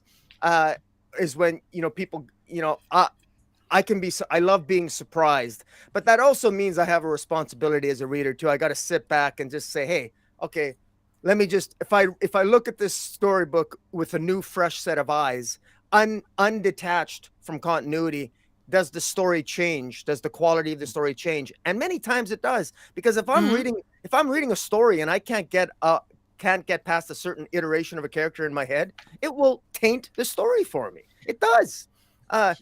People forget that, you go back. I mean, people forget what Batman was like in the 70s before Frank Miller got a hold of him. I mean, people really forget that. I didn't mind the 70s Batman, but boy, I liked Miller Batman more. But unfortunately, and now, by the way, we're in the midst of another transition. And these transitions in comics are always gradual because we no longer have Miller Batman in comics. I argue we have Family Batman. Now we're getting Family Batman. We don't have Frank Miller Batman. Now we have Batman is more of a goddamn father figure than the Waltons. I mean, the guy's an adoptive father. He's a foster parent. He's a father. He's a lover. He's got he's got girlfriends. He's a playboy. I mean, this guy knows more about family than anybody on the planet. And yet. Yeah. And yet, comic books, they still try to play all sides, everything. And you see this latest big kick in DC Comics. This latest kick is everybody's got to have a family. Blue Beetle has to have a family now. Blue Beetle's going Power Rangers, and we got Teen Titans is a growing family. Superman is a growing family. Since when is Power Girl on the Superman family? Well, we're gonna throw Power Girl in there too. I get it. I mean, don't get me wrong. But this is this vein. It's an attempt to try to create, to try to capture to what they think is that society wants now, or what readers want, and incorporating family. Well, what do you have what can we all agree about when we talk about family? Dysfunction. Families function in dysfunction, and there's more drama, there's more storytelling possibilities, and that way you can deal with the same kind of tropes of the characters you've known or you think you've known for the last 20 years, but they're in different situations and you got different kinds of drama, and that's what you're kind of getting now. And it's sort of the new era for the big two, for DC. They're moving into this family era, and I think that's where they're doubling down on. And I do think though that and I agree. I think it was Trevor that said it, or it might have been you, Robert, about the Black Label series. I'm really liking. That was Trevor. Yeah. I mean, DC, that Elseworlds. I mean, that's Yeah. really where it's Mhm. at in terms of entertainment buck. And You know what's weird? Sorry, go Well, ahead. my question, just a question, in Elseworlds and in Black Label, fundamentally, how much do the characters differ from their original? Varies. From their originals. It varies depending on the book. Like Adam Strange, It varies. and there's like when Tristan did the book club. I and others were quick to point out there's so many stuff in there that Adam would never do within the mainstream universe ever. But within the concept of Black Label, you can accept it because it's not canon. Just like Ice in Human Target and Guy in Human Target. Nothing at all remotely like their characterization. Ice has never been a femme fatale, but here she is. Well, I think that, I mean, there are a couple layers to this problem. People begin to identify with their perception of a character, and then they begin to like extrapolate their own values and their own sort of like trajectory of thought, right? Like Robert's saying, this character would never do that. It's just like, well, people change. Right. And so like, who are we to say that this character would or would not do that, right? Like, I mean, Rocky now has known me since I was like, I don't know, 20. I think I've changed a lot since I was 20. True, but it's one thing. It's one thing when they change the character. It's another when they say, "Oh, this is how the character's always been." Sure, But they didn't say that. Okay, but no, also, in that like, regard, I think this is where the point's going for you, bud. My point is that like, there are several layers to this. One of which is that, right? Like, people begin to ascribe like a certain trajectory as to like where a character is going to be going based on their limited understanding or their exposure, even if it's broad, right? They're fine tuning, or they're cherry picking. But there's also just the element that like comic book editors are underpaid and there aren't enough of them, right? Like, Right. if we had a well-paid, well-established pack and well-trained pack of comic book editors in the larger infrastructure of the big two, you would probably have a little bit more coherent of continuity. Like, I mean, I've hearkened back a lot in recent years just to how damn good Rebirth was, and it was because they had the initiative. They sat down.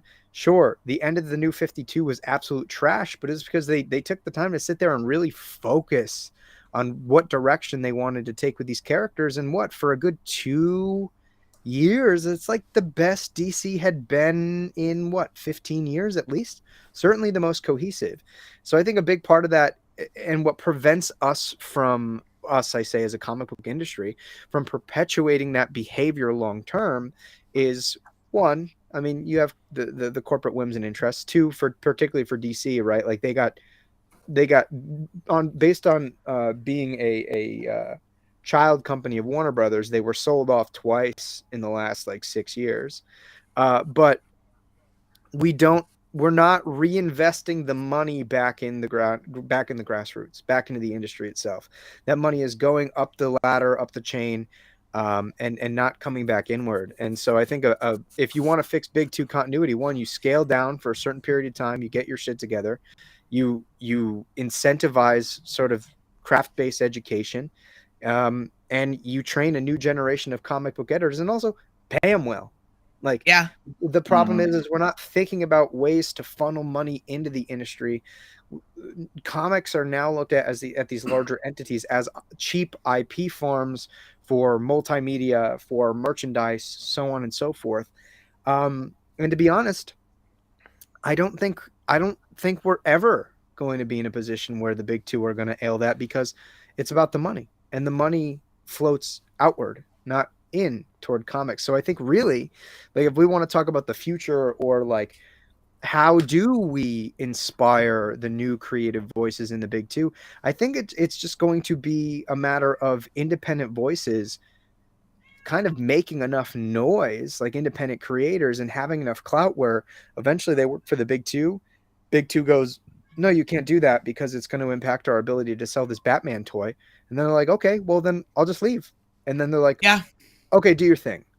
Like I think it is at the incentive on a sort of micro level for the creators to basically clout the fuck up and prepare themselves and arm themselves with the ability to say no, because then they can tell their stories.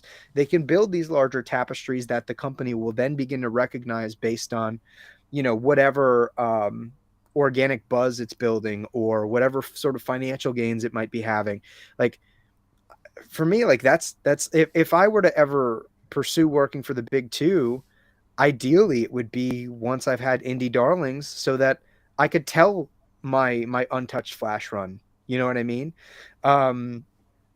So yeah, I think it's just a matter of those independent voices really kind of getting their clout up. And I think a large part of it is that these big companies are afraid of investing themselves and investing the time into creators because of what happened with Image, right? Like the creator walked away, and it makes Right. them feel powerless, largely. But like Some comics still are is, like walking away. Yeah.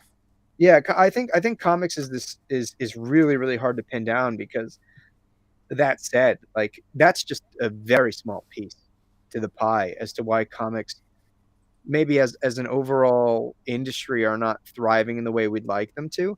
But I also think that there's a lot of like any other entertainment media, there's so much spin being put on about the industry. Like, the idea that like, yeah, Western comics are being outsold by manga, by Eastern comics for sure.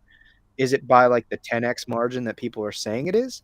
Well, not really, because comics distribution is an absolute mess, and we don't really have a concise metric to measure graphic novel sales. Like, yeah, floppy sales, yeah, they're largely not the best they've ever been. Like, there's no question about it. Graphic novel sales, though, globally, not doing that bad. It's just that we don't have a concise way to gather the numbers. Like, despite having ISBN numbers, they're not in like book scan depositories. You know what I mean? Like, there's no real objective way to look at the hard numbers the way that we can with manga or even with comic books that are aimed like at children through publishers like Scholastic. Yeah. Mm-hmm. And I wanted to add a point to Rocky earlier, and I've had it in my head the whole time, so I wanted to make sure. I wonder if this idea I didn't even think about it until Rocky mentioned the idea of family being so integrated into comics. I wonder if it's because we grew up with them. And a lot of people have families. So they're looking for that type of story. I could be wrong, but I didn't even notice like Flash was always so wholesome to me for the last couple of years because it was, Flash and his kids and this amazing wife, and it was so wholesome, so sweet. But it seems like a lot of the other titles have caught up to that.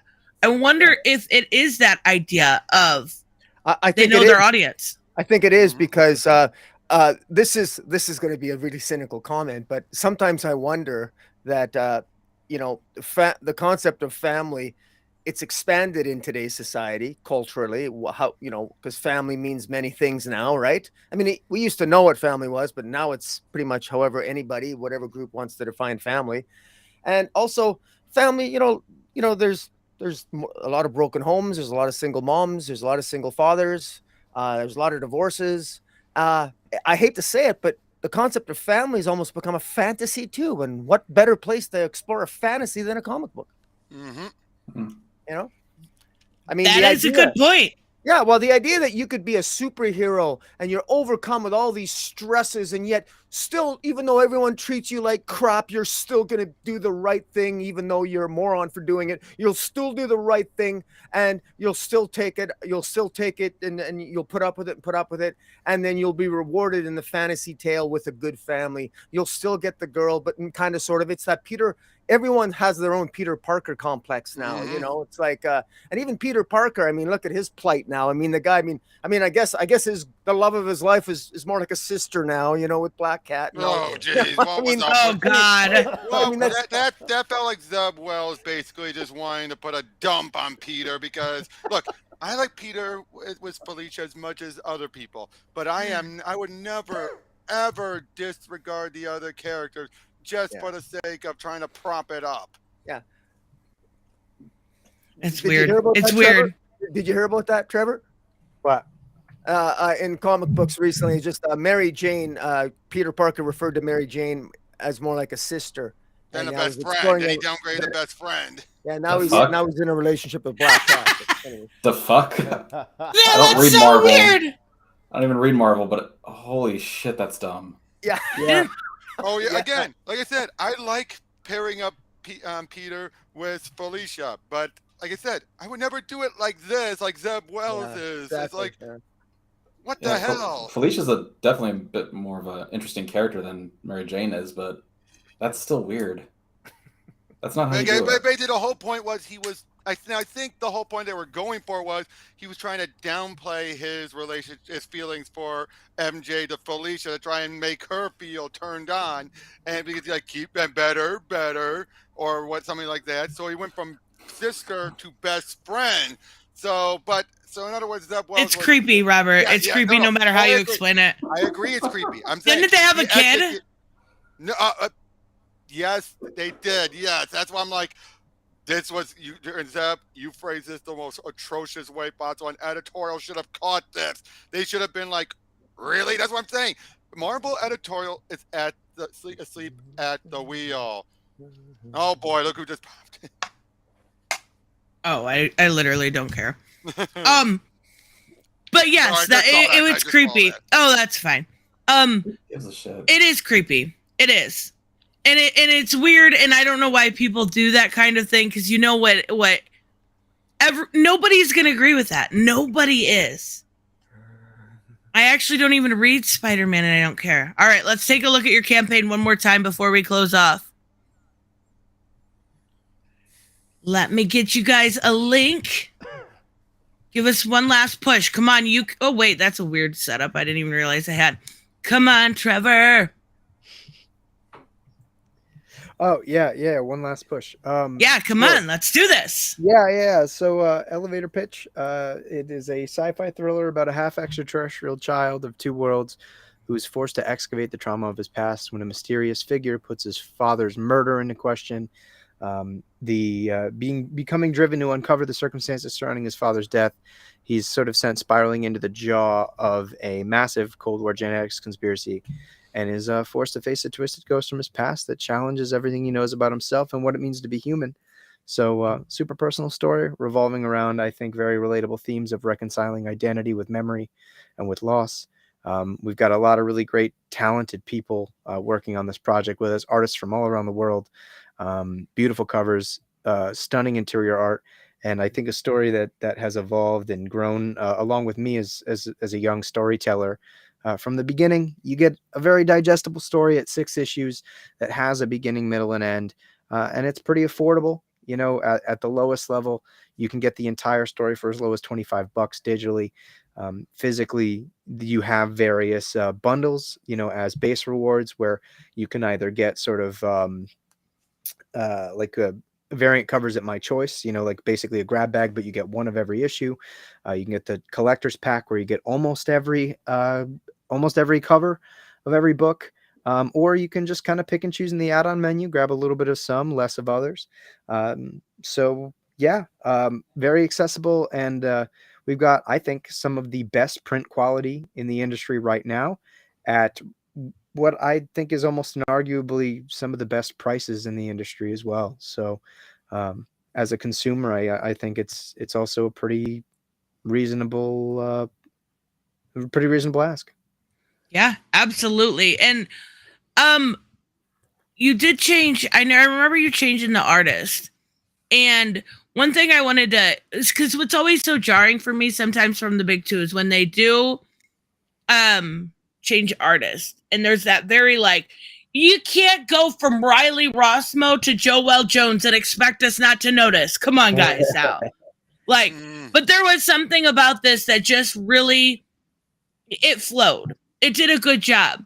And one thing I wanted to make sure I mentioned, I know I had you describe M, right? Mm-hmm.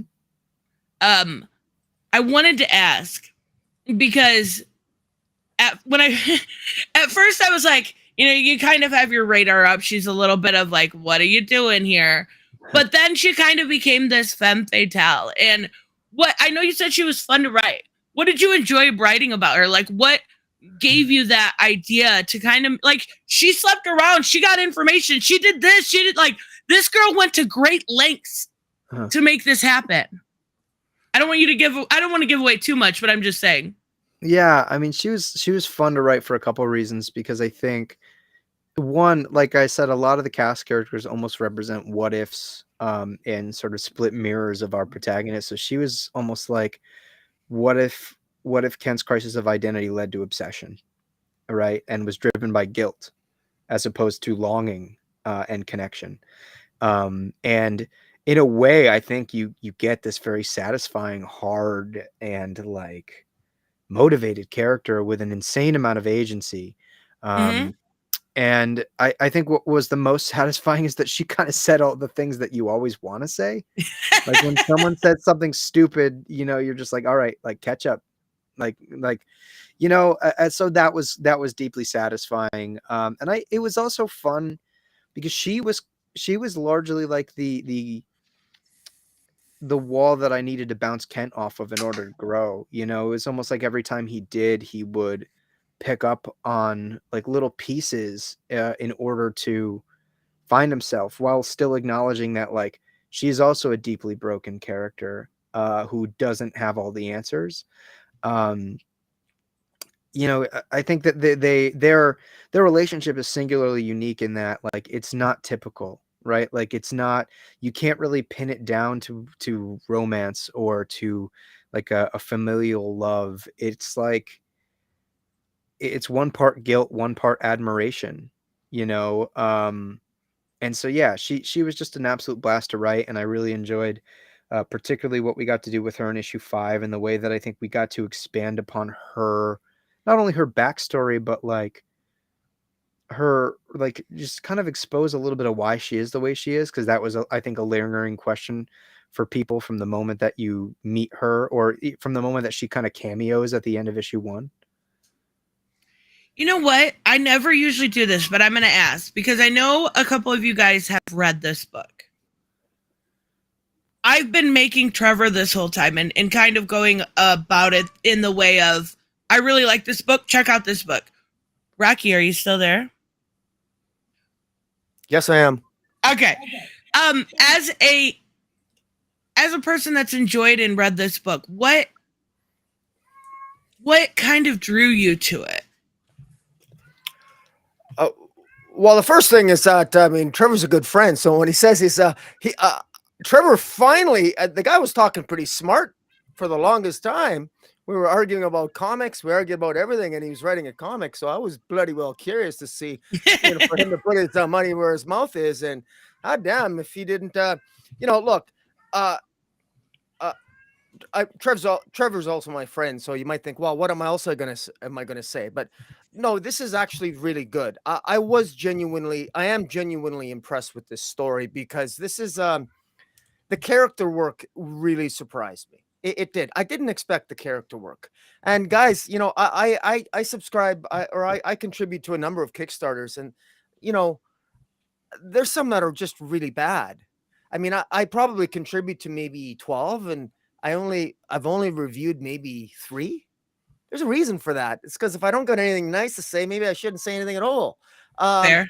And not to be overly cruel to some of the other ones, but no, there's actual character work here. I mean, this is actually this plays out like a movie. It's cinematic. It has a cinematic feel to it.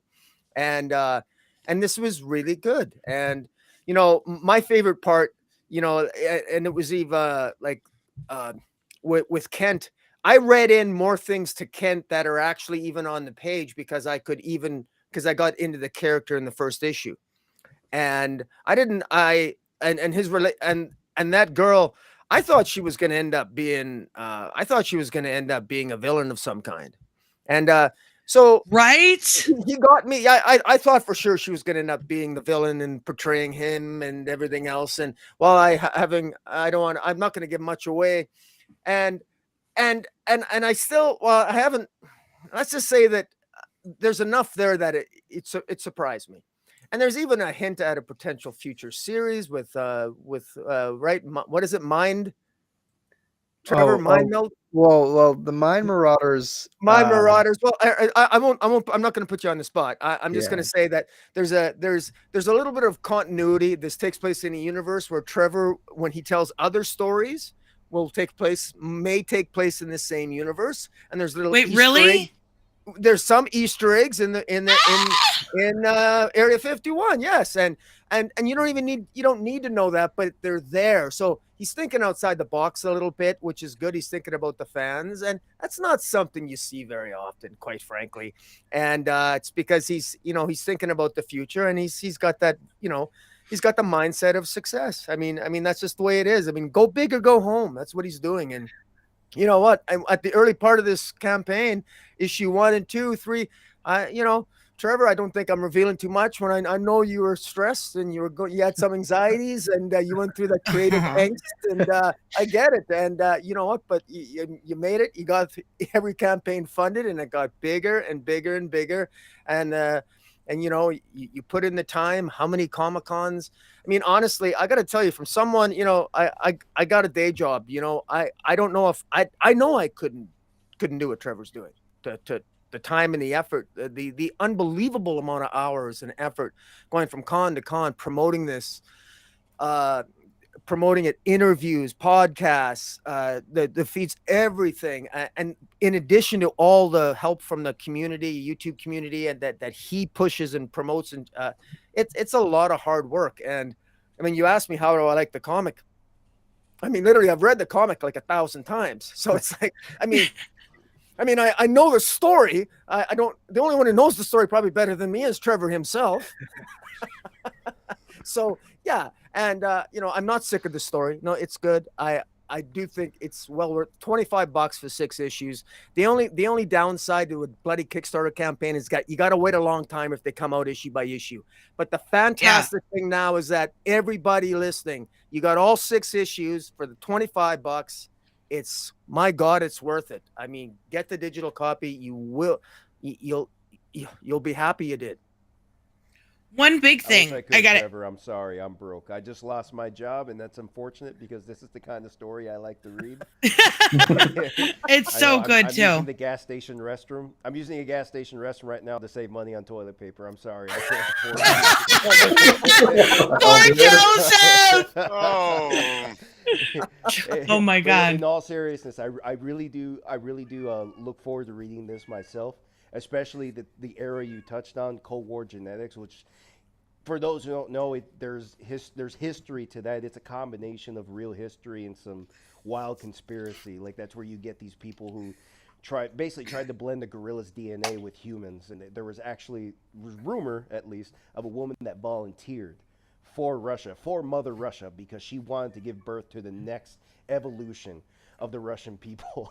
So there's some real wild stuff in there to touch on. So again, sorry I got no money, but I do like everything that you had to present here today. I'm glad I got to listen to this. This is probably something I will be buying as soon as I get a real job again. Thanks, man. I appreciate it. No, absolutely no rush, and like any signal boosting helps, man. Like, putting it in front of the right people is always deeply appreciated. But the kind words mean a lot. Thank you. I do have a question though, because there are a lot of people. I know my cats are probably being loud. I apologize. They like to have conversations too, guys. Come on now. There are a lot of yeah, Sounds probably. more like an argument. Sounds more like an argument.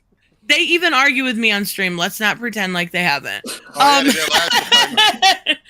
But my big issue with a lot of campaigns, and it's why, and I backed quite a few, but a lot of times I'm very careful with new people, because of delays, because of not getting the book for a certain amount of time. So when it comes to issue 6, when can this be expected?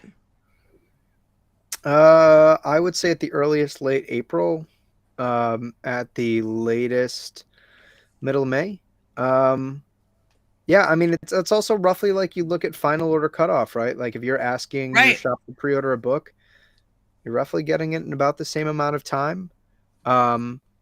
So yeah, we're looking to go to print, or at least start the pre-press process by the end of next week. So Wow. we're getting right into it. Now I've done this a couple times now, so my process has been streamlined. Whereas with previous campaigns, there was always like more artwork to be done by the time the campaign ended. The book's ready. The book's done. Okay, I was gonna ask.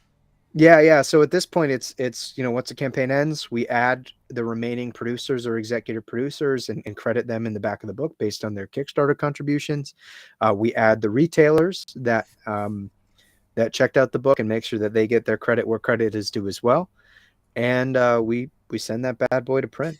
There's nothing really left for us to do in that regard. And I'll be spending a lot of the next couple weeks ordering the merchandise that needs to be ordered and making sure we get that out there. I always pride myself on getting the material to the people in a decent amount of time. I mean, for the last 5 campaigns, I've gone to the great length of paying to expedite portions of the book out of my own pocket because we were printing internationally in order to make sure the books were fulfilled on time. So, I want to get this product to you, not only because you deserve it, and I'm grateful for contributions and I'm grateful for support beyond words, but also because I love this book and I want you to read it.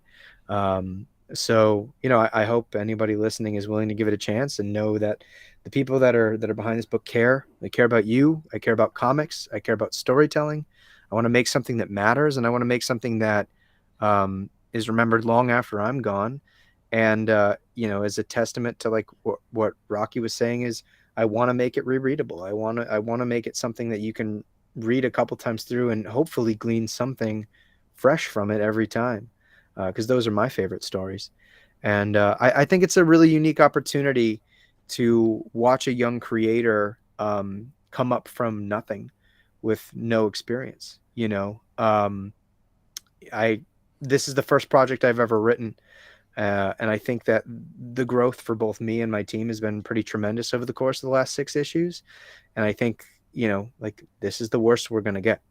If you like that first comic, that's the worst thing I will ever write. That is crazy to me because that was instantly where I was hooked. Like, Thank you. Instantly. Okay. Also, you put out 6 books in what? 3 years? Was it? 2. 2. Holy crap! I've known you for 2 years. Yeah, kind of crazy. Huh? Yeah, 6 books in 2 years. That in and of itself is something to be proud of. And I appreciate that. And that said, that was with quite a few delays between the first 4 to 5 books. So we're really picking up steam. We're getting ahead of the game. The goal is for that 64 to 72 page collection of short stories to be almost completely done by the time we even launch the Kickstarter.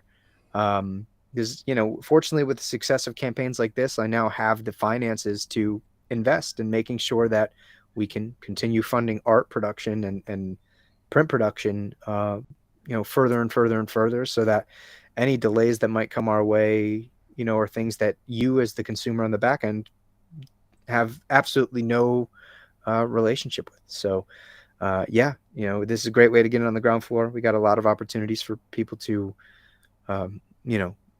grab some cool items that I never get to offer outside of the campaign, whether it's getting drawn in, whether it's becoming an official producer or executive producer of the book, getting credited like that. I think that's pretty special. And again, like I have no aspirations of slowing down. Not saying that it's necessarily going to happen, but the goal is to be a generational talent. And I think that if I achieve that goal, you're going to want my first book. Yeah, Mm-hmm. that's what I'm saying. Agreed. And isn't it any order over $80 gets the autographed for free? Yeah. So it's like a $5 add-on for anybody that wants to, and it you can basically apply it to your entire cart for that one $5 purchase. But yeah, any purchases $80 or more get free signatures, and I'll personalize them if you so choose. We've had some really great offerings, and in the last 48 hours of this campaign, we may or may not be shock dropping a couple of other cool things. Yay! You can get original artwork, like commissions from the incredible talents behind this book, from talent that is going to be working with me on my next project. merchandise, super premium enamel pins, covers, all of the, for example, if you contribute to any of the tiers with art prints, they've all been upgraded to foil because we crossed, whatever our first stretch goal was, I think. So, I'm interested in giving you as much value as I possibly can, and just showing you really and putting into action how much I appreciate this platform I've been given. And also, just for my own personal knowing here, when do you plan on an area time dropping the next one? Because I'm gonna be bugging you to come back on. Oh, I would like to. Oh, for Minutes to Midnight, like that campaign. Mm-hmm. Yeah, I would like to launch that campaign around the time we're fulfilling this one. Awesome. I think we're really fortunate now that, one, I think I've proven that I have every intention of getting books to people on time and in great condition. So, I'll probably be launching that campaign around the time we're fulfilling 6. And the nice thing is, obviously, you don't necessarily need to read that 6th issue to feel comfortable in contributing to a story that has absolutely nothing to do with it. Because think about like the direct market, it is staggered that way, right? Like when you have a pull Right. box, you're effectively pre-ordering 3 issues in advance every time. So, yeah, at least that way it puts me sort of in rhythm to continue reaching further and further out into the future with production so that we can bring you more content per year. The goal this year, so obviously you're getting the 6th issue of the Helix project. You're getting 32 pages out of that. And also, I forgot to mention this because of a stretch goal we unlocked. The 8 cover to issue 6 is a wraparound cover for free. Like there's no Oh wow. added charge. But aside from that, where was I going with that? Yeah, so 32 pages on this book. You're going to have 64 to 72 pages baseline on the collection of short stories. We're hoping to take the Helix project to trade by the end of this year and hopefully run that as a campaign where people will get the product by the holidays, just in case you'd like to grab it as a gift for anybody. And then we'll be moving on into big things. So effectively, we will have published about 100 pages of brand new material this year. And then the trade, we're looking at about 170 pages of content. Some of the artwork's going to be remastered, and then we move on into our next large series. So the point is that if you were able to get this support on the ground floor, that means that's just more material we can put out in a year because I don't have to stop to think about how I'm going to pay the bills. So yeah. Perfect. If for Midnight, will that be one issue to start? So like I said before, it is going to be part of an anthology series, but all the stories are self-contained, with the Okay. exception of the Marvelous Misadventures of the Melancholy Man, which are going to be syndicated, hopefully for the foreseeable future. So the idea is that we will progressively move along the time on the pocket watch, right? So we start at midnight. So the next one would be the working title for the next collection of short stories is The Rising Sun and so we move on into the beginning of a new day and we approach new themes with new stories. And the only through line being that coming of age tale about the Marvelous Misadventures of the Melancholy Man. So it's going to be incredibly digestible. And the idea is that, if the collection of short stories do well, some of those stories, since writing them, I've had kind of ideas on potential ways to expand them. So one of the things I was thinking about doing is perhaps when we get Minutes to Midnight out into the hands of the people, I was going to have a vote on the favorite story in that collection and perhaps do an expansion and turn something into a limited series. Like I said, man of the people. So That's right. to look forward to. I'm excited. I honestly love this idea of this time and having it move forward and having it all represent something. Like I know we're talking about the next campaign, but that already shows you that people are asking questions. People are you've already piqued their interest, so that's really cool. Yeah. And if you guys miss out, it's got 2 days, right? Mm-hmm. Yeah, literally 50 hours left. We are about $350 away from hitting 200% of our base funding goal, which would be another first for us. So I would love to be able to do that. I'm trying to like rack my brain for what we could potentially do for a 15K stretch goal. I just don't know what people want. Ooh. Nobody's quite answered me. So, if you back the Kickstarter, there is a comment section. I would love to hear, what you might want for a 15K stretch goal, because it's not totally unheard of. Kickstarters do sometimes see groundswells of support by the end of the campaign. But we also do have a backer goal. If we reach 250 backers on this campaign, which we're 40 away, we will come out with a foil version of the wraparound A cover. Oh, wow. Which is an absolute beauty. If you haven't seen that cover, it's got like this beautiful black light color palette, which will look phenomenal on foil stock. So I'd love to be able to make that for you guys. Almost there. And like I said, it's got 2 days left. I'm going to put it on my community post also, so you guys can see it. And if, you're still on the fence about it, you got a little bit of here. Not too long, but that way, and, maybe somebody that didn't come today will get to see it too. So, but we are going to wrap up. I usually ask what everyone has done going on their channels this week. But since Robert's the only one that has a channel, what do you have going on your channel this week?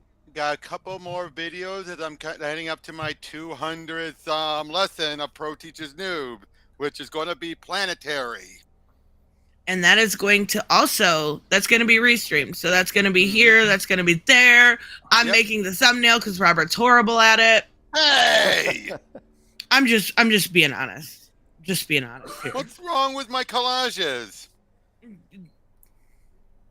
Let's not. They're beautiful. Let's not go. Yeah, into that. maybe that's for another time. That they're just so busy. That's but for a yeah, private chat. yeah. Hey, for what it's worth, Rob, I got nothing bad to say. And All right, Joseph's I appreciate opinion means very that. little. So no, Oh! I'm just kidding. At least we're ending but on yes. a laugh. At least we're ending on a laugh. That's true. Mhm. And yes, make sure you guys check out the campaign. We're gonna wrap up, but we will see you guys all next time. Bye-bye. Bye.